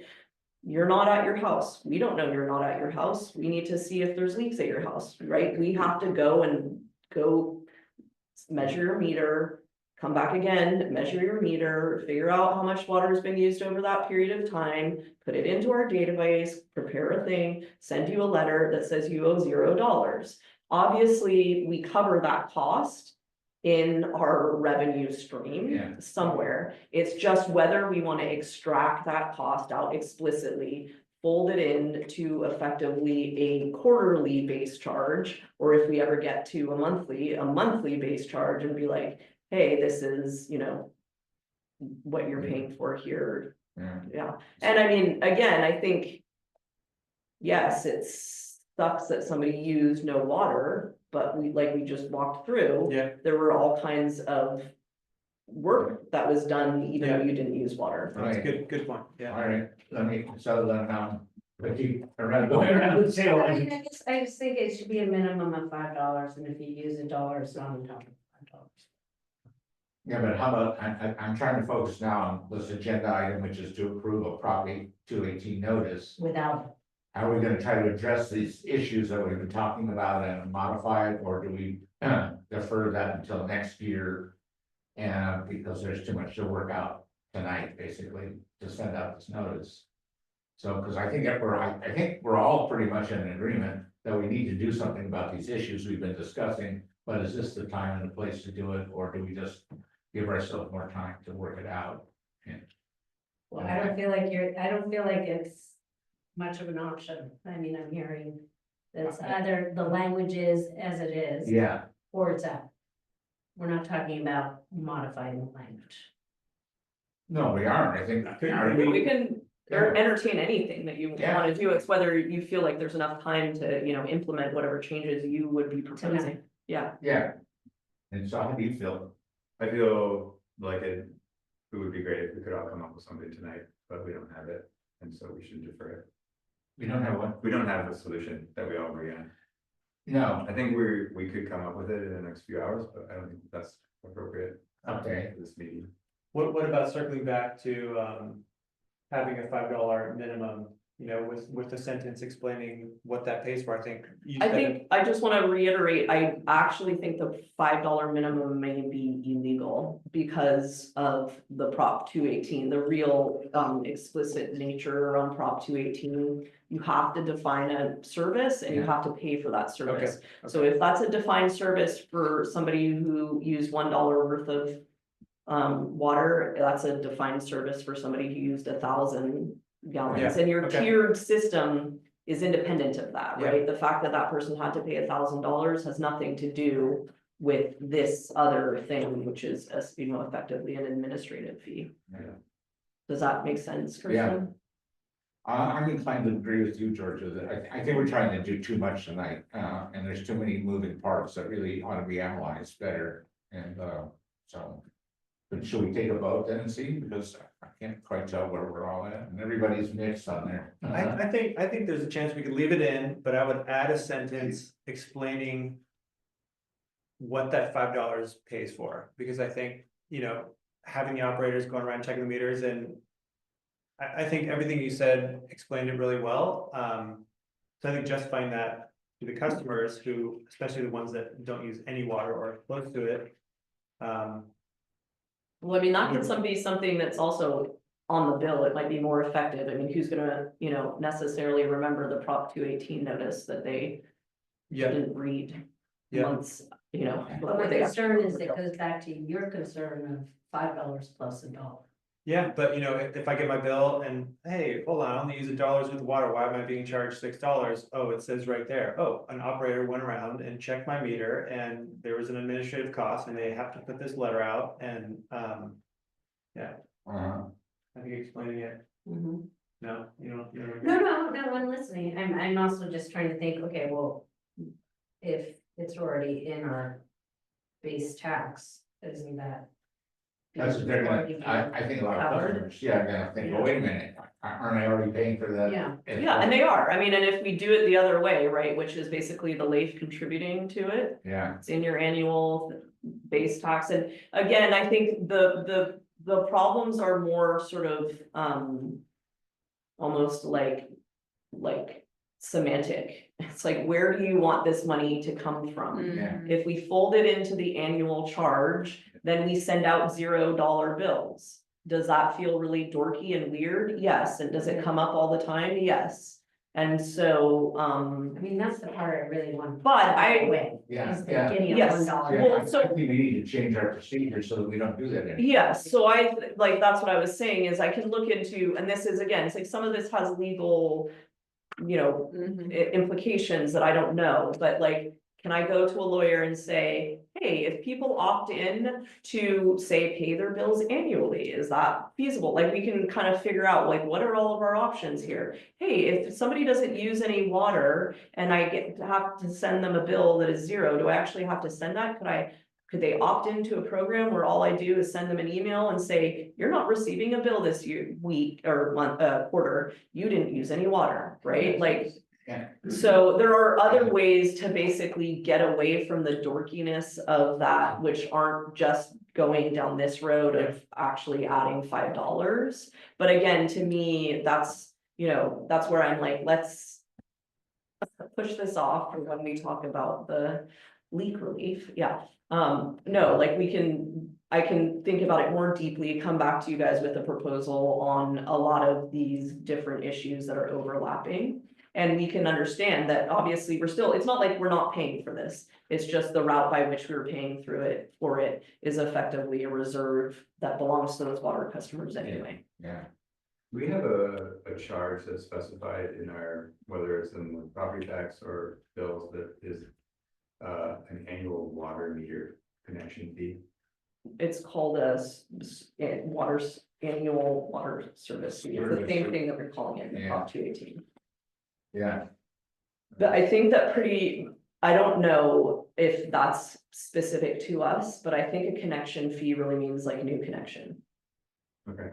Like that is at least the way, and obviously with the moratorium, we don't. Haven't had one of those in a while. Yeah. But annual water service charge, I mean, that's basic, and I don't know if it has that same nomenclature on the tax bill itself. I didn't know how it was broken down, so I can't remember it. It's just one line or it's several within the B pipe.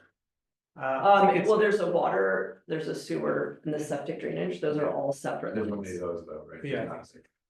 There's no breakdown of the water, No. no. Roads fees. Yeah, and then obviously there's the tax revenue that we get that's not obviously explicitly defined in your tax bill. all right, so I'm gonna bring us to some closure on this, item 18, because we do have to approve something that's gonna get sent out. And I guess the question is whether we're gonna delete this language about the, $5 and all of that and just not address it on this notice or not. So if there's no more discussion on it, then can I get somebody to make a motion for something? I don't see. Kevin and I are the only ones that this applies to anyway, right? Who? I think I've been convinced that we should strike that language about the new $5 quarterly service fee. Yeah, Sorry, I don't remember if it's just that one sentence. It's just, yeah, and it's referenced in that next paragraph. Yeah, so I would move, I'd make a motion to approve the Prop 218 notice. With while striking the mention of that new fee. okay, So And then just to be clear, obviously it's not here, but at the very end, I mean, the reason I didn't want to put that in there is because basically I only want to go through the work of posting the budget once that's referenced. But obviously this has implications on the ultimate budget that gets approved. So we'll be going back to the original model, which essentially, it ended up being, once I did this, it was like $600 that was being contributed from the lake. Now it will go back to like the $12,000. okay. Okay. Is there a second to Kevin's motion? I will second that. Okay. does everybody feel okay Any about that? discussion? You wanna talk about it more? Okay, all in favor? Aye. Aye. Okay, so we'll do that. All right, let's move on to next item. I've got enough juice for a while. That's all right. Mr. Lowe would be pleased that we didn't have to sit through that discussion. We bumped him up. Uh-huh. All right, let's see, next item, legislative and governance resolutions and approvals, general discussion regarding encroachments and obstructions in the Grid and Mesa right of way. What kind of a general discussion are we gonna have? There's a lot, 15 pages of old minutes. Obviously, you guys have talked about this a lot in the past, I mean, not you, but the previous iterations of the board. Yeah. Yeah, this is old stuff, huh? It just. Yeah, but it renews itself Yeah. frequently. It's like, Yeah. oh my goodness, all the mailboxes. And I guess I wanted to give some context to this. I mean, I recognize that there are some losing battles as far as encroachment goes, and it's not exactly a kind of war you want to get into with folks. However, there is quite a lot of dynamics going on, obviously, with the mail system. And there is also this intention that I talked to you guys about around wanting to really reinvigorate the septic drainage program. And I just worry that effectively if, you know, mailboxes start appearing in the right of way. And along ditches that we wanna clear and the road work that we wanna do, that, they really create a problem. And right now, you, see there was a preparation of all of the different mailboxes, you know, cause I was kind of not aware of how many there already are, but. I wasn't there, that's today. These are. These are new. Today. Not like, yeah, this week. Well, And- okay, that, I. Yeah. Yes, sorry, today. I wasn't Okay, clear yes. about why the photos of all the mailboxes, so are these all In the right, within the right of way? and they're new. And they're Almost new. all of them are in the right of way and new, and obviously this is related to the post office closing. Yeah, And so I guess what I would really prefer than what is starting to happen, and this is where I'm like, do you guys have an opportunity to nip this in the bud before it really perpetuates? Which is basically clustered boxes within designated areas. You know, that really, there already are those areas. Do people need it right in front of their home as opposed to designated areas where it's like, okay, then we can contend with a specific area that is, you know, got mailboxes, and it's like you've sort of pre-approved, hey, we don't have our water infrastructure here, we don't have a lot of septic drainage work planned here, and this is gonna be, you know, as opposed to. And obviously, people can put it on their own property, like there's a couple of examples in there that are verging, that are really. If they are in the right of way, they're not very imposing. So anyways, that's kind of why we brought it up. well, go ahead, Chris. No, go ahead, I didn't mean to cut you off. I don't know whether we're having a discussion about specific things that we know about or a general. We already know the policy, we have this ordinance that's been there for a long time, and it usually comes up within either the context of the fire department. It's really concerned about not having enough access. Or every once in a while, one of the utilities, either the garbage collection company or PG&E is going, you know, well, we're having a hard time getting their trucks in or something like that. And sometimes it has to do with neighborhoods where certain neighbors don't want to move anything and they like making it tight, and others who had enough and they, you know. So it comes up in different, and of course, there's always the people who create speed bumps, and then the neighbors all take it down, and that's different.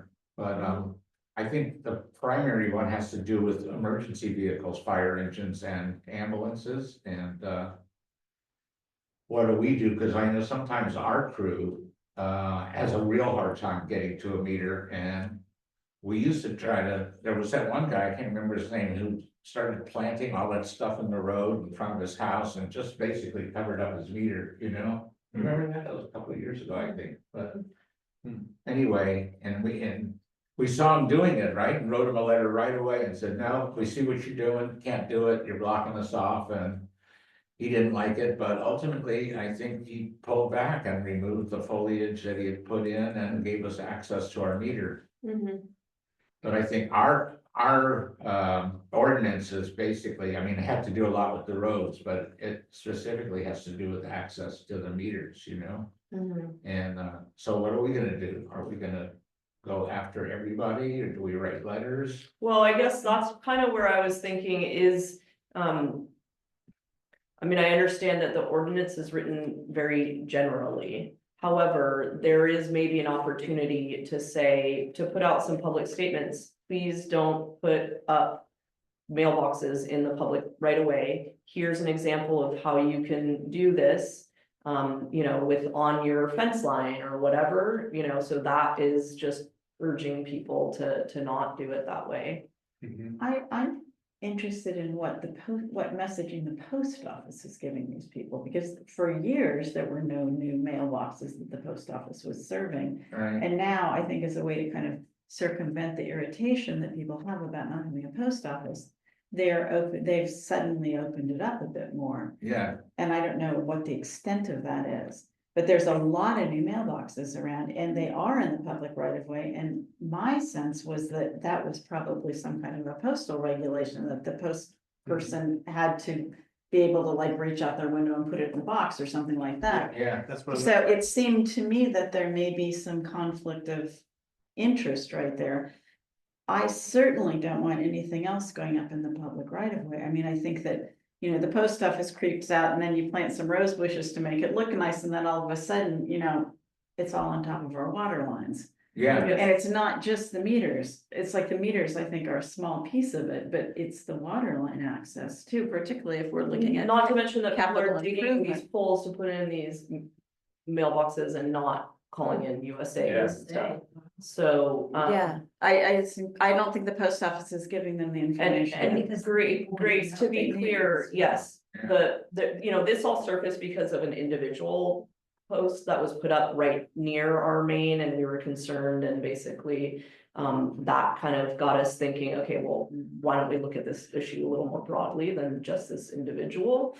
And what I'm concerned about is exactly that. The mail folks have told them, hey, it needs to be very convenient for me. So they're essentially being told, if you want to have this mailbox in front of your house, it needs to be in the right of way, is effectively the instructions. That's where I feel like it would be more appropriate. I mean, I'm very sympathetic to people and their mail issues out here, right? It's like a nightmare, and I don't want to really necessarily put the board in a position of being anti these mailboxes or pro these mailboxes.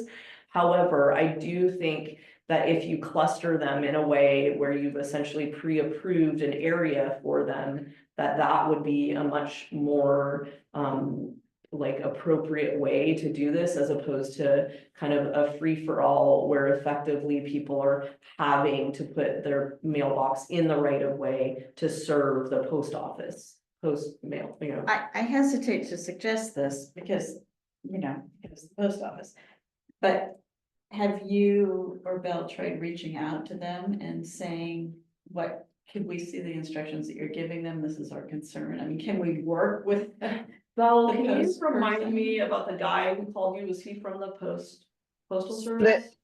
No, you mean the guy who called me about it was that the homeowner said that the post person told her to do No, that. sorry, I'm talking about a while ago when somebody asked you about Oh. rights of ways and. Yeah, so there was some guy who called who was a contractor and from, I don't know, out of the area, and he said, oh, I have these 3 you know, cluster boxes I'm supposed to put in, and I wanted to know what I need to do to get them put in. And then so I can find the drawings because he sent them to me at one point.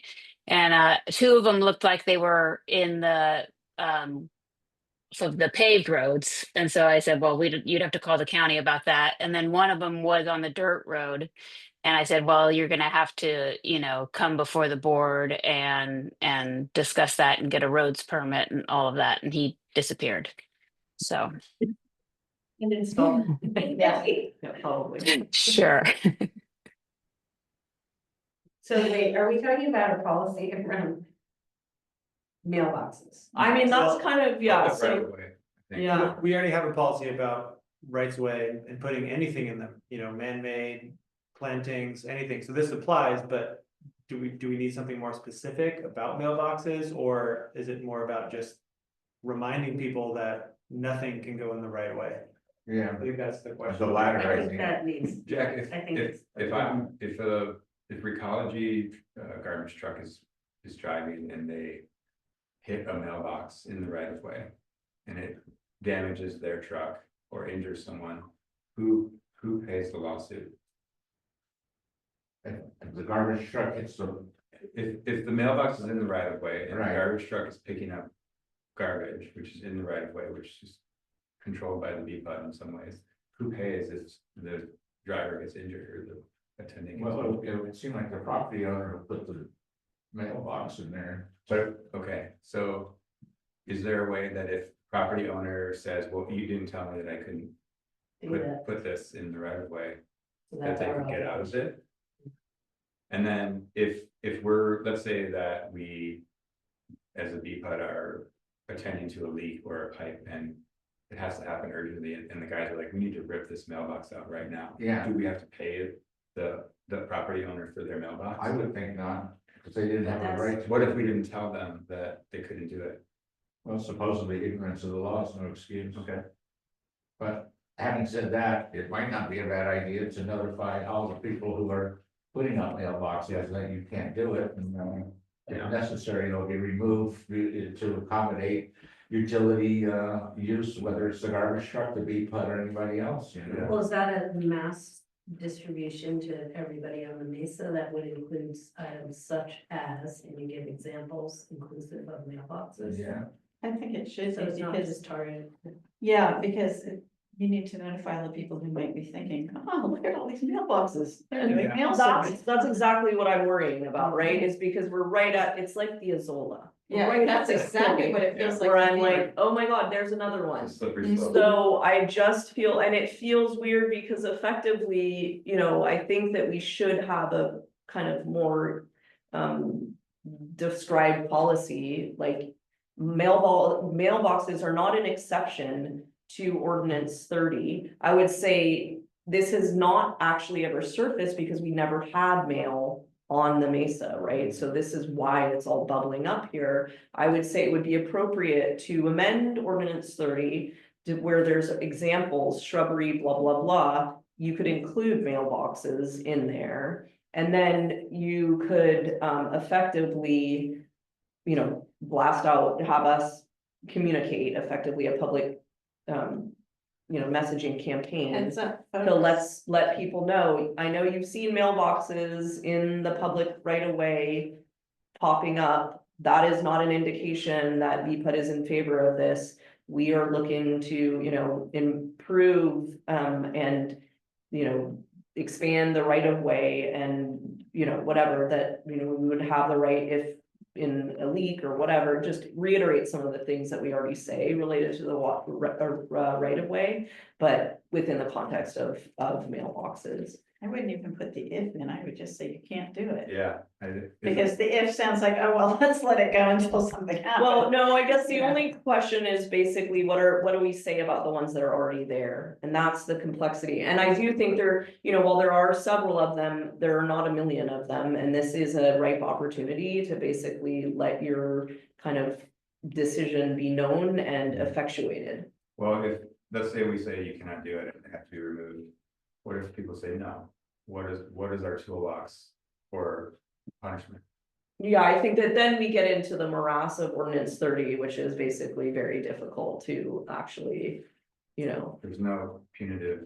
But I think the other thing that I would suggest is back to my other point, which is, well, are we, you know, I would propose that you be agnostic about whether people have mailboxes. And do you want to at least pick some areas where you would say, hey, well, I mean, first of all, there are obviously the county ones, right? There are, I don't know, I mean, I can communicate with the county, but there's ones at the base of Alder there and obviously on Overlook, like there's pre-existing cluster boxes on the county right of way. And whether, you know, we would just say, hey, these are the places that you should be putting these. Well, and the post office should be a part of that process, you know, if you want to get a home mail delivery, Yeah, these are your options for putting your box, you can put it here, here, or here, yes.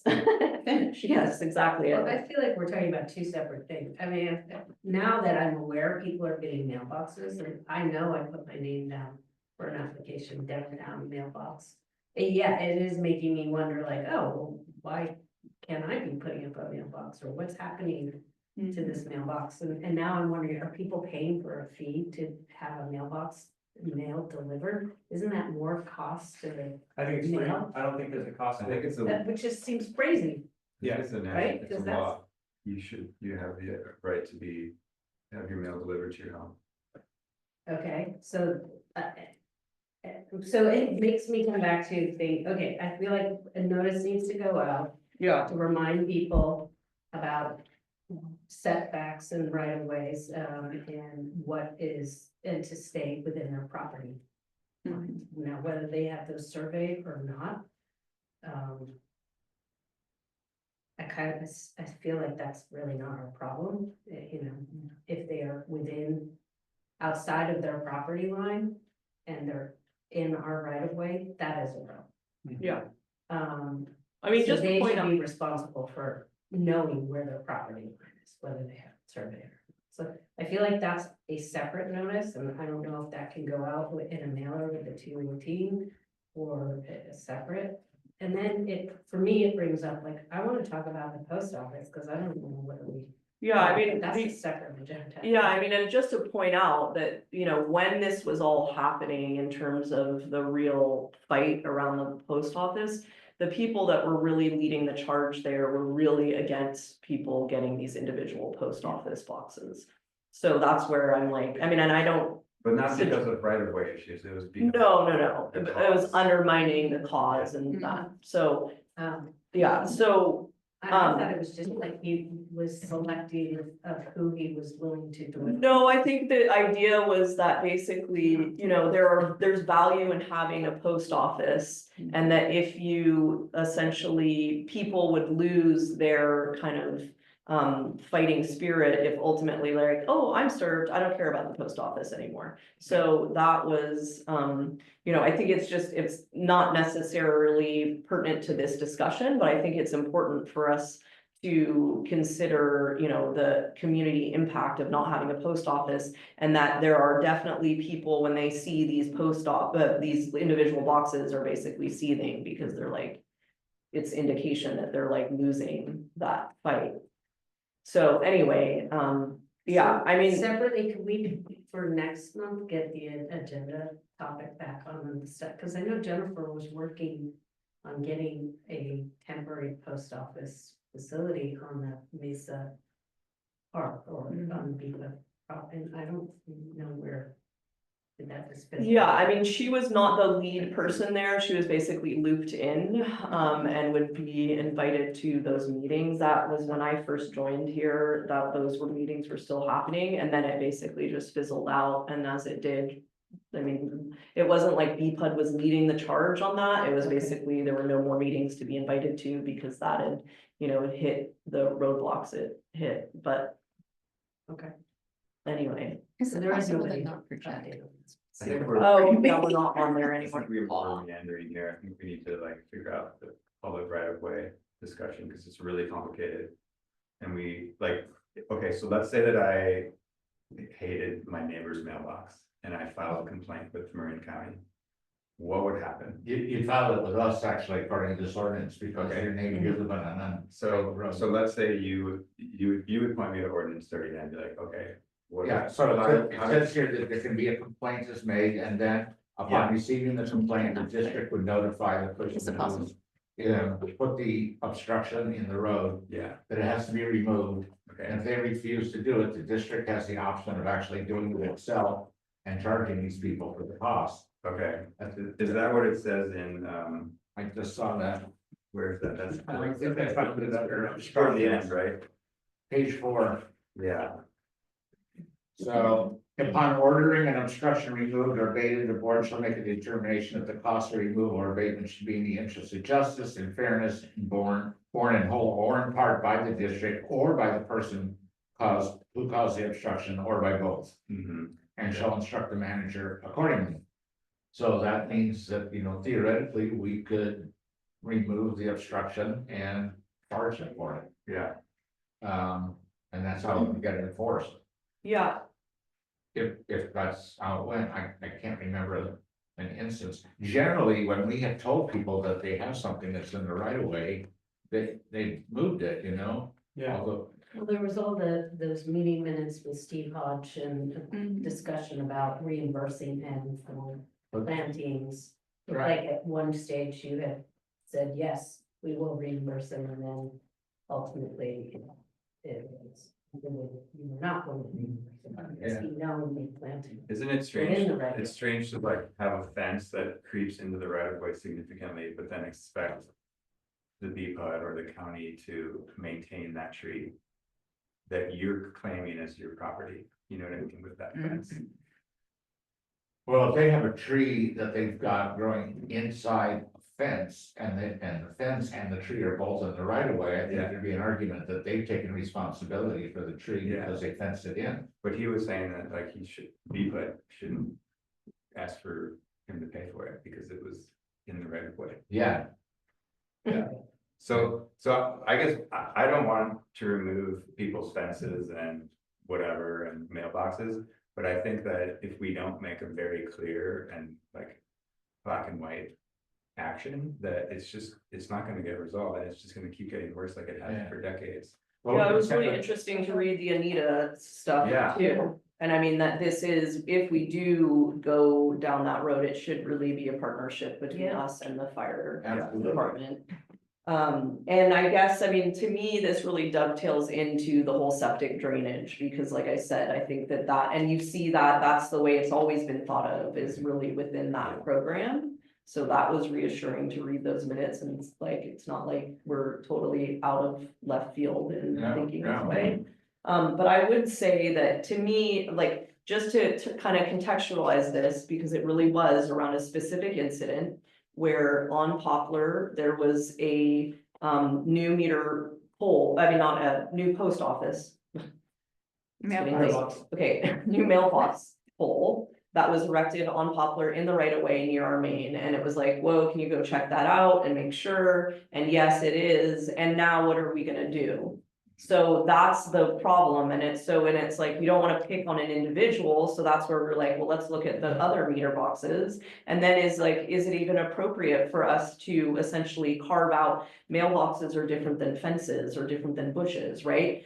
To me, I feel like there is this opportunity right now to nip this very specific issue in the bud. Yes. And I would say that what you would do is potentially amend ordinance 30 to explicitly call out mailboxes. So, because maybe people are thinking, oh, well, that's not an obstruction or an encroachment or however it's defined. But you pretty explicitly say, yes, including mailboxes. And then we put out a call to people and say, hey, you may have noticed your neighbors putting up post office, mailboxes in the right of way, please don't do that, and it's, as we already have ordinances that spell out that this is not allowed. Period, that's it. And make a phone call. I Make don't know the that we need best to answer. amend Prop 30, I just think, I agree. I think we just send a notice out to. that the boxes are in fact in violation of. Yeah. Well, as yeah, defined, and yeah. send Prop 30 out as a reminder to people, no person shall obstruct or place an obstruction in any right of way, Yeah, period. exactly. But You need to send the whole thing. can I say something? Yeah, Just to speak back to what Andrew was saying, one of the issues is that what if somebody says, no, I'm not taking my mailbox out? So like, we've always kind of shied away from being enforcers. So it's sort of this issue of, and usually people they acquiesce and they want to do the right thing and they do what we ask them to, but there are times when people push back. And so I guess it's sort of like, what do we do then? Yeah, Well, and just to add to what you're saying, Belle, is like, and do we consider what the postal service is telling them? I think Mhm. get a list of the post office box or mailbox requirements from US Postal Service and say. Mm. They have requirements, it has to be a height and a certain space away from other obstructions, we should get that information and say, this is the PO or the post office. Requirement, but it doesn't work with our ordinance. Because in many towns, like suburban ones, for instance, you can put your mailbox on the boulevard there, right? On the other side of the mailbox, it's not your property. Yeah, I mean, there's also many times where you can't, like, I have a mailbox and the Yeah. person walks up and delivers the mail. Right. But I think mean, we it's should, not we should like, know what the post office requirements are. yeah. but I wonder if it's actually governed by city ordinances, like, to your point, this is a federal thing, and yet it has all kinds of different ways that it's being implemented Sure. depending on the town. Yeah, there's not a one size fits all solution, so No, right, let's we figure should- out what they're advising people to do. So who has the best relationship with the? But I think we can also send notices out with the bills, I mean, everybody Yeah. hears from us 4 times a year. That's what I was thinking, So put it in the when we send out our pipeline. bills, we have an insert that says, What? To every customer you meet. Every customer Yes. gets noticed. I agree, He But what- feels what- like- and I think we should give like But they're a, not on water. Oh, sorry, that's there. we should give a separate, we should like put them in the mailbox, like to the customer. Like a Oh, specific mailbox and be like, we are reviewing this and you may have to remove your mailbox. That's Yeah. exactly. Oh, I see, as opposed to just putting it in the envelope, put it in the box. Because thank otherwise, you like, for erecting this very useful box. Because what you're- Now we can- because to your point, like, we need to nip this in the bud, otherwise it's gonna be like, well, I counted 20 other ones on Mesa today. Yeah, and that's actually where I feel like it's happening very rapidly right now, where I'm like, I would also like a public service announcement independent of the bills, because those happen, as we know, very Yes. frequently. So we basically just blast, on Nextdoor and in the hearsay, hey, people are putting mailboxes in the right of way.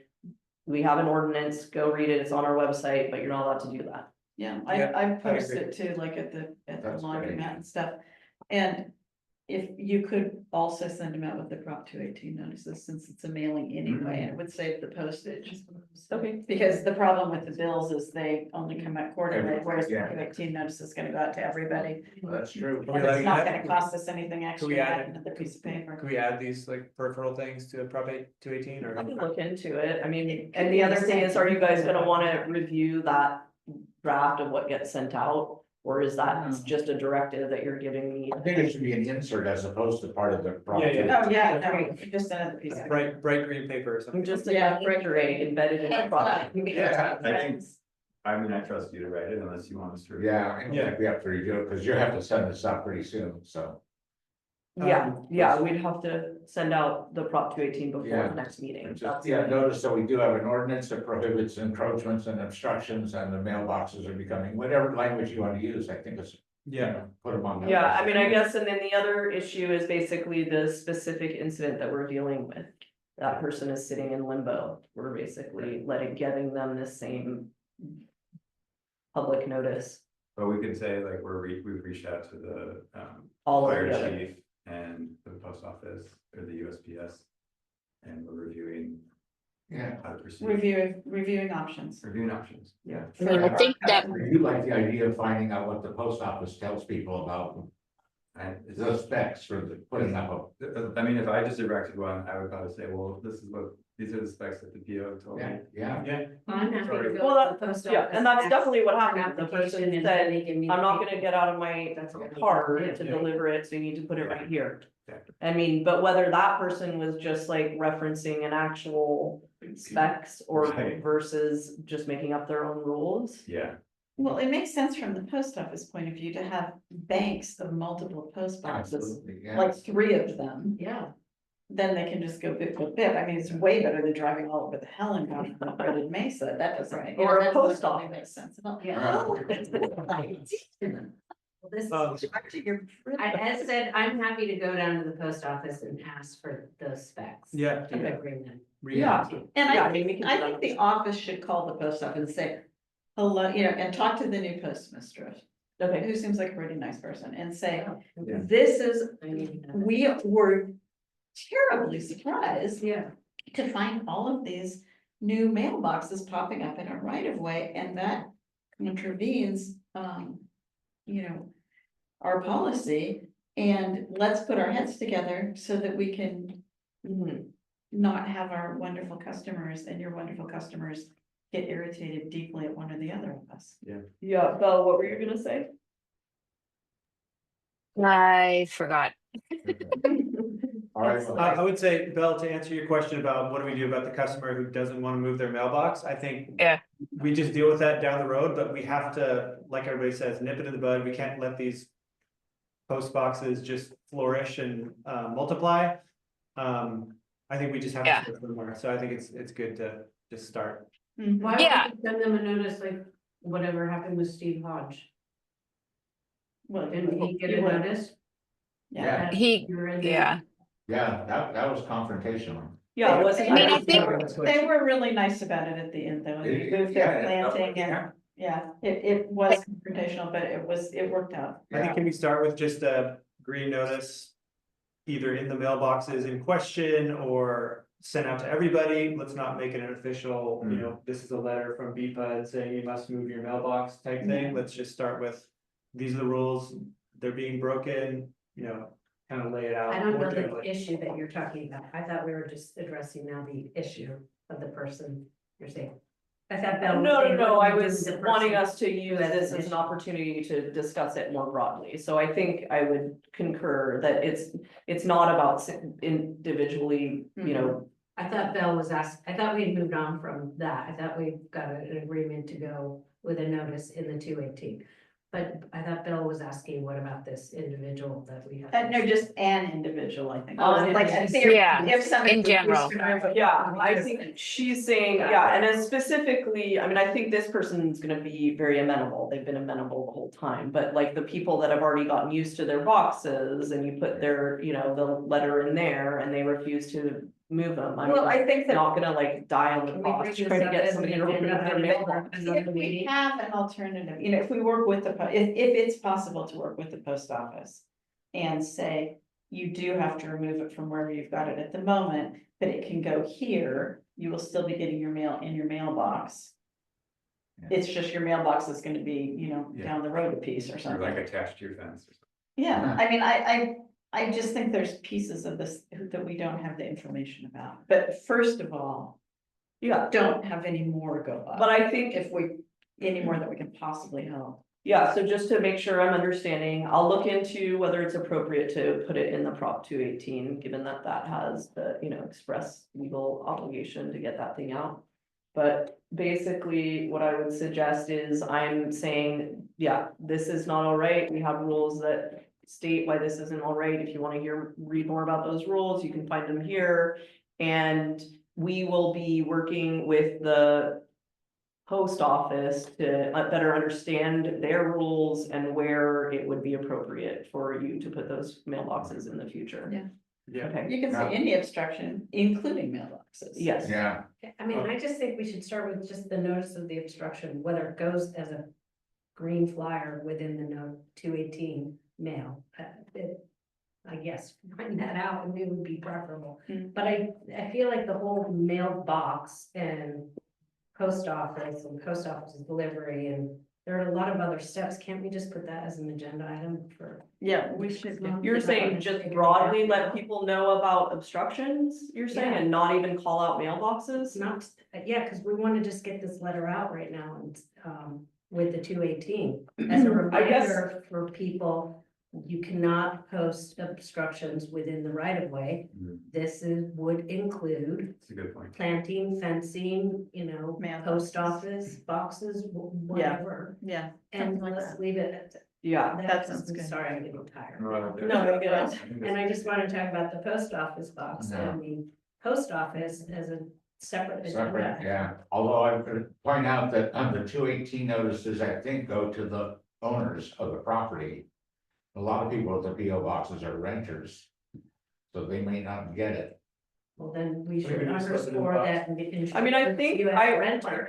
I would That's it. still, like, I do think that while, yes, this is under this broader issue of things in the right of way, we really are at an opportune time to get this one post office thing or post box thing under wraps. Yeah, And so that's where I'm just like, whether or not we have it embedded in a larger message, I think we are trying to highlight, including post boxes Mhm. that are going up right now, Yeah. yes. And I do think that probably, to your point, it's possible that a blast on Nextdoor and the hearsay is gonna be more effective Yeah. than putting something in the Prop Yeah. 218 notice, but we can basically do all of those Do it all. three things. Yeah, But I'd That'd be say, yeah, the message that I'm wanting to get up right now, yeah, because it's just like, if we just, it's kind of like.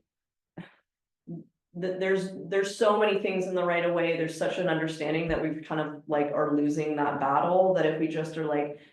Don't forget, don't put things in the right of way, then people are just gonna be like, oh, yeah, yeah, we've heard that, but if we're like, and don't put, you've seen this new thing of post boxes going up. Please don't do that. yeah. That is gonna have more salience around like, oh, I was just thinking about doing that.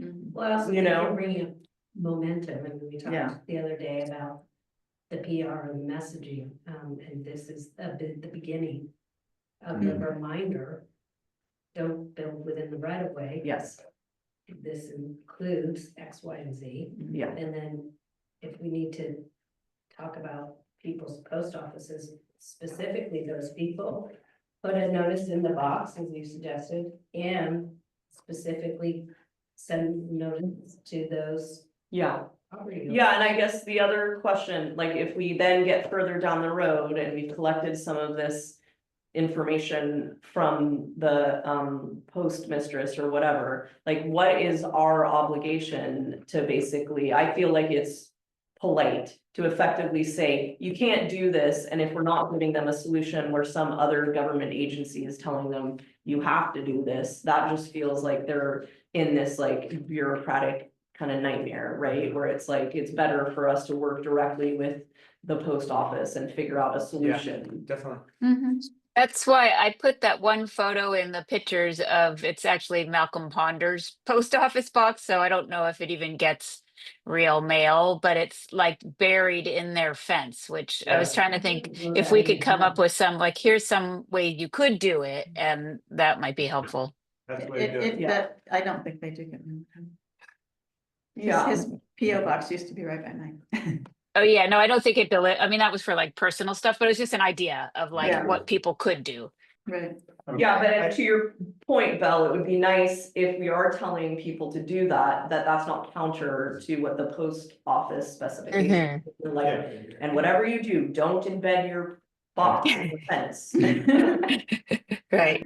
I want to point out that I think not everybody has an understanding of where their property line is. You know, if you see a patch of weeds next to the road, you know, it might be people's inclination to say, yeah, well, like that looks like a perfect place for a post office box. So I wouldn't assume that everybody's sort of trying to always push their property lines out, you know, with these little satellite mailboxes. So I think it's a good opportunity for a little education.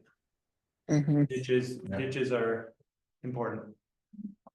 All right, so we will try to put a notice out right into the community in general of, I mean, specifically about the boxes to mention them, but also letting people know we have a general ordinance that says you can't put anything that's a. Yeah, I mean, if it would make you more comfortable, you could delegate one of you guys to review what I'm sending out to the world. I'll take a look at it if you want. Okay. And then maybe next time, if you or Bill could get a hold of the postmistress and just let us know what she said, that would be Okay. appreciated. Yeah, we Sure. can also put it, like you're saying, Kirsten, we can also put this on for next Yeah. time as a I think broader that would be a good discussion idea. around post office and, Mhm. and we can bring that information forward in that discussion item. Yeah, I think it'd be helpful for the All public. right, I'm gonna move on to the next item on the Okay. agenda. Operational resolutions and approvals, item 20.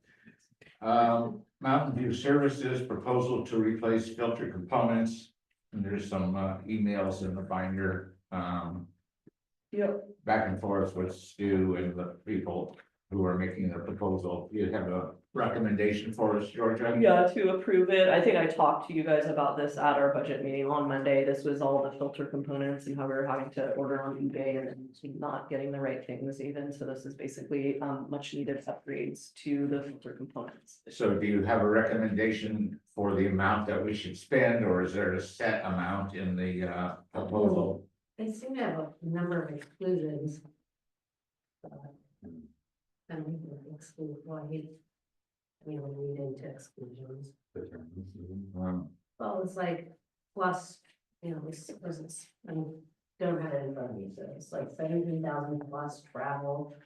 Yeah. Expenses, so we'll book in that, tell me, would it not to exceed $1,000 for travel expenses? Yeah, this is somebody that we work with a lot and they're basically the filter guru. And so this is actually pretty common for how we've worked with them when they come out and service our filters. Okay.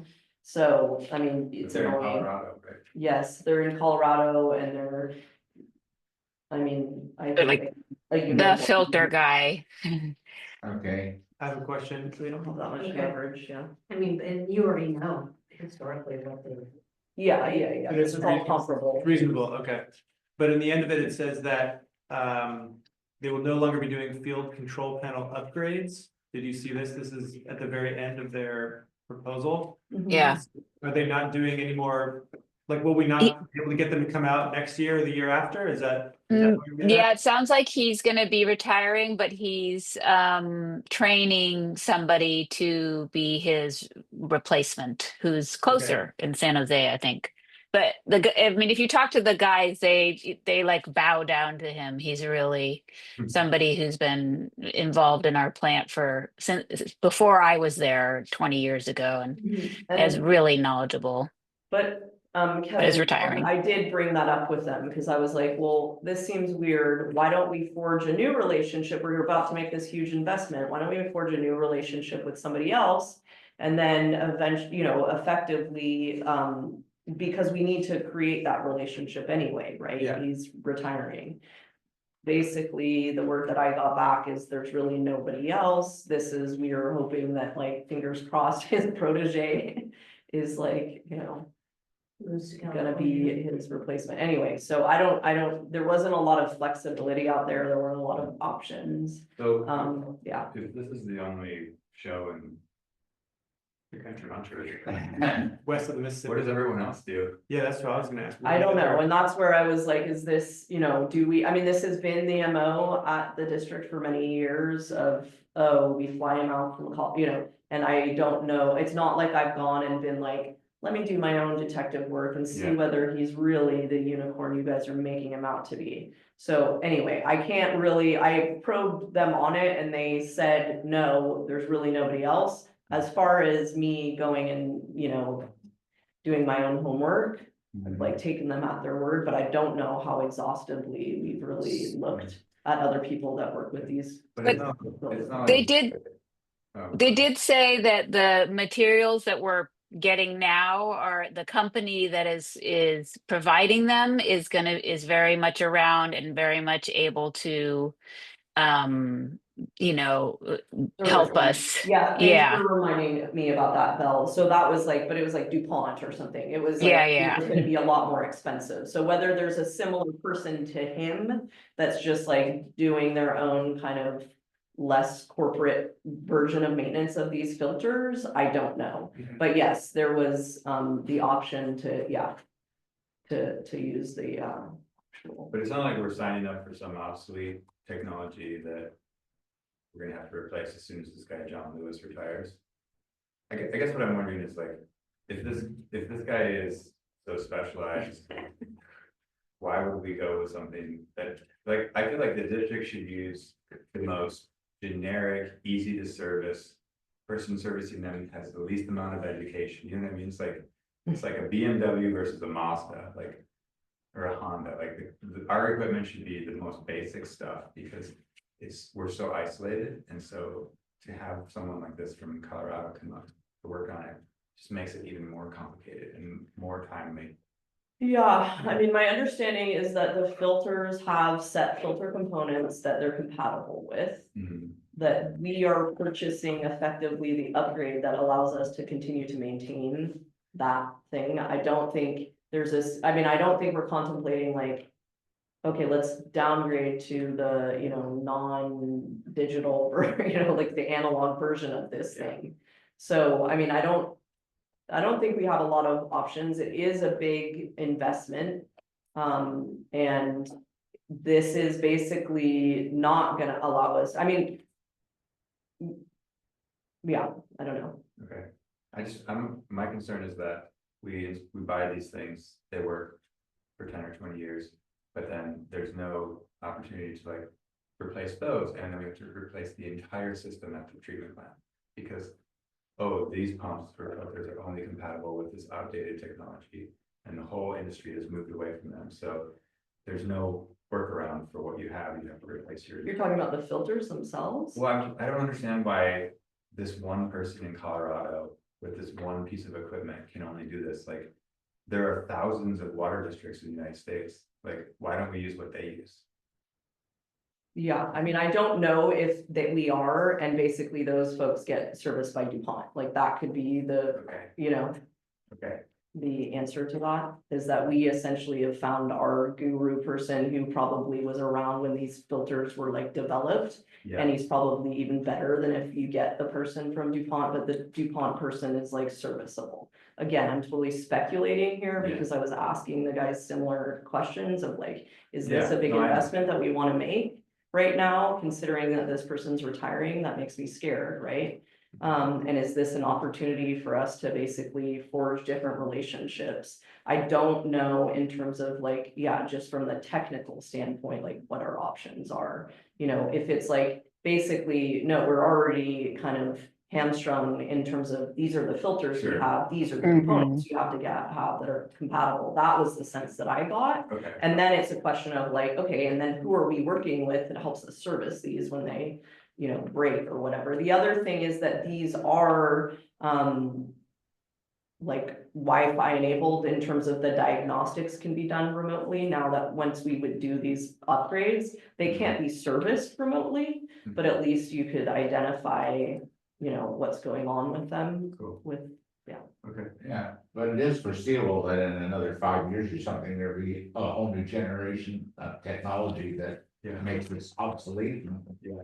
This board, you know, or whoever sits on the board may be confronted with going, you know what? It doesn't make sense to keep these things going when you can get X, which is a whole new level of.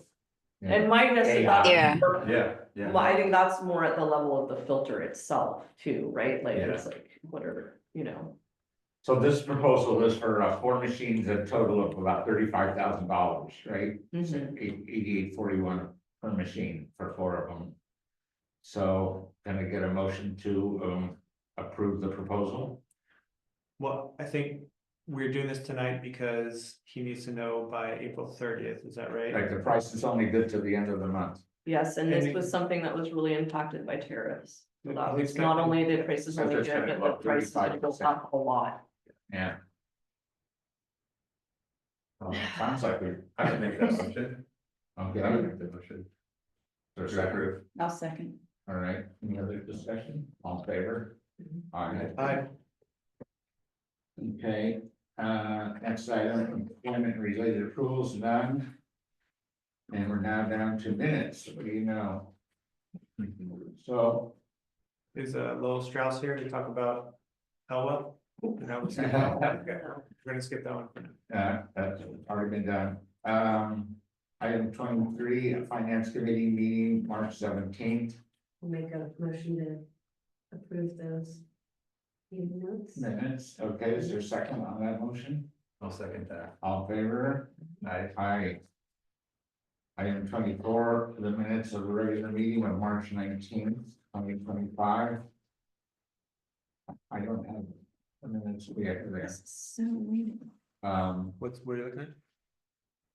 Is there a motion to approve these Okay, minutes? minute First of all, are there from any corrections or changes that anyone wants to make to these? That's minutes? number 19. Oh, that was for, If that you was look for at, the, yeah.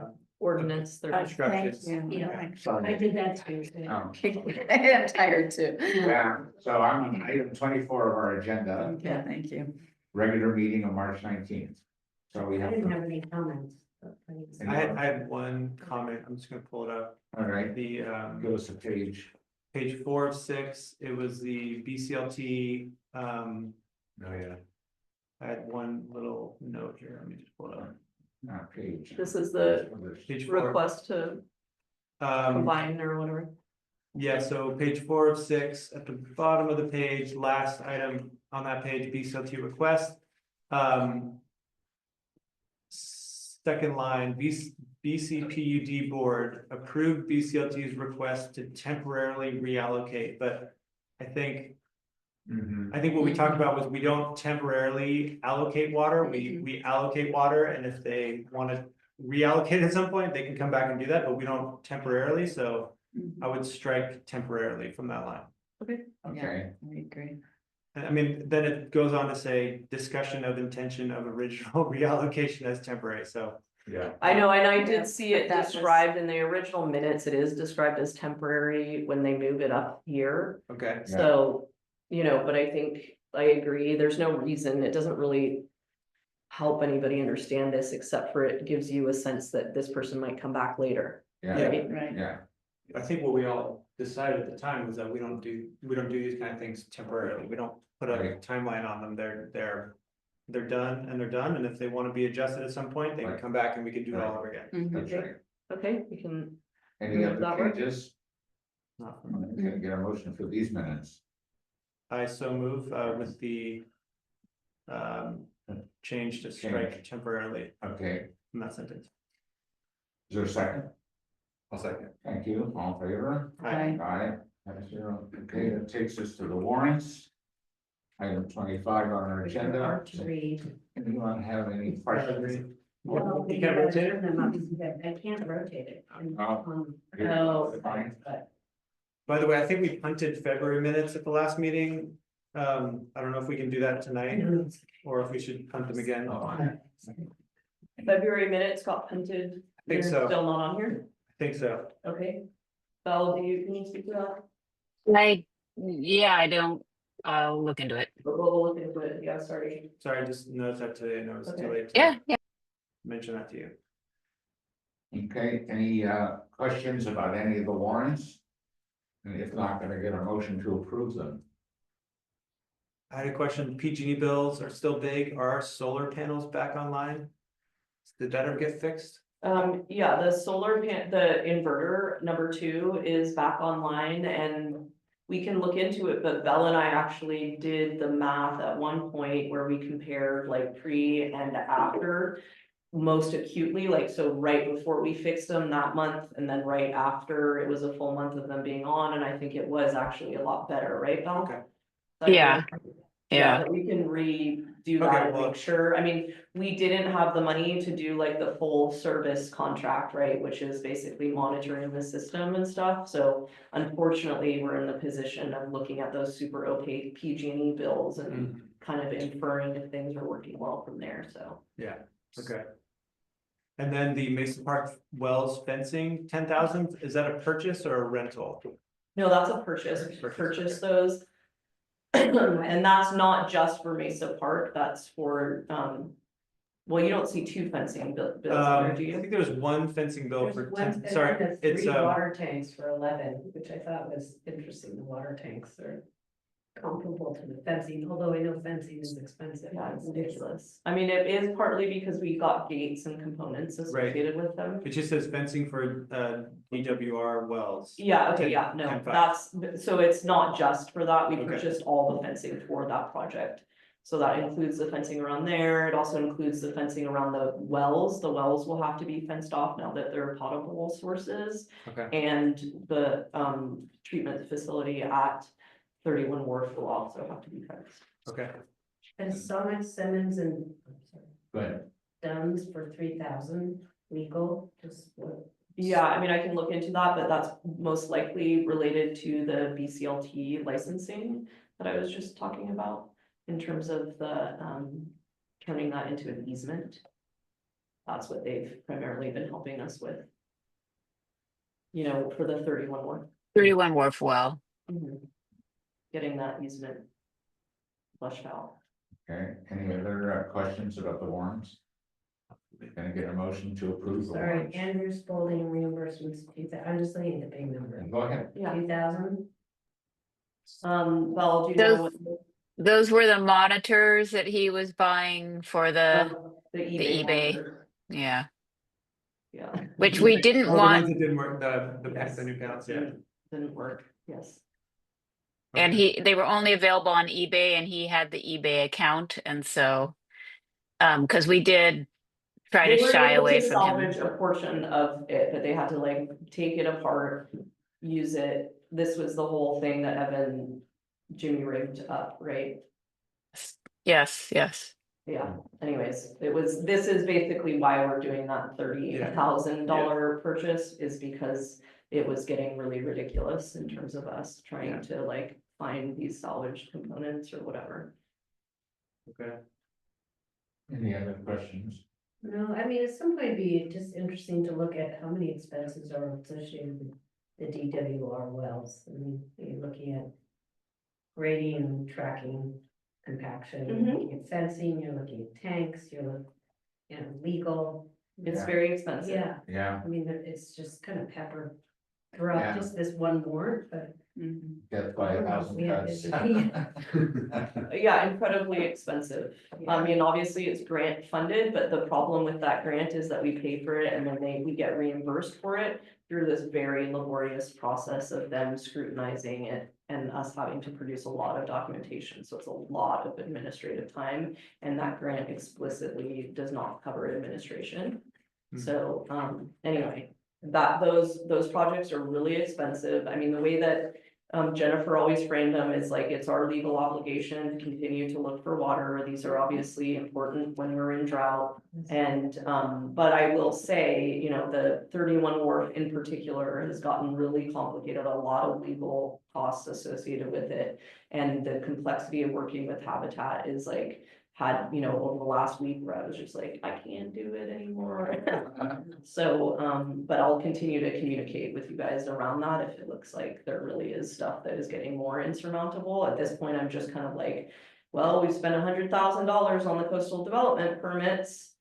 So let's just keep, you know, forging ahead and hoping that it all works out, but it is getting quite complicated. Well, that well better come through.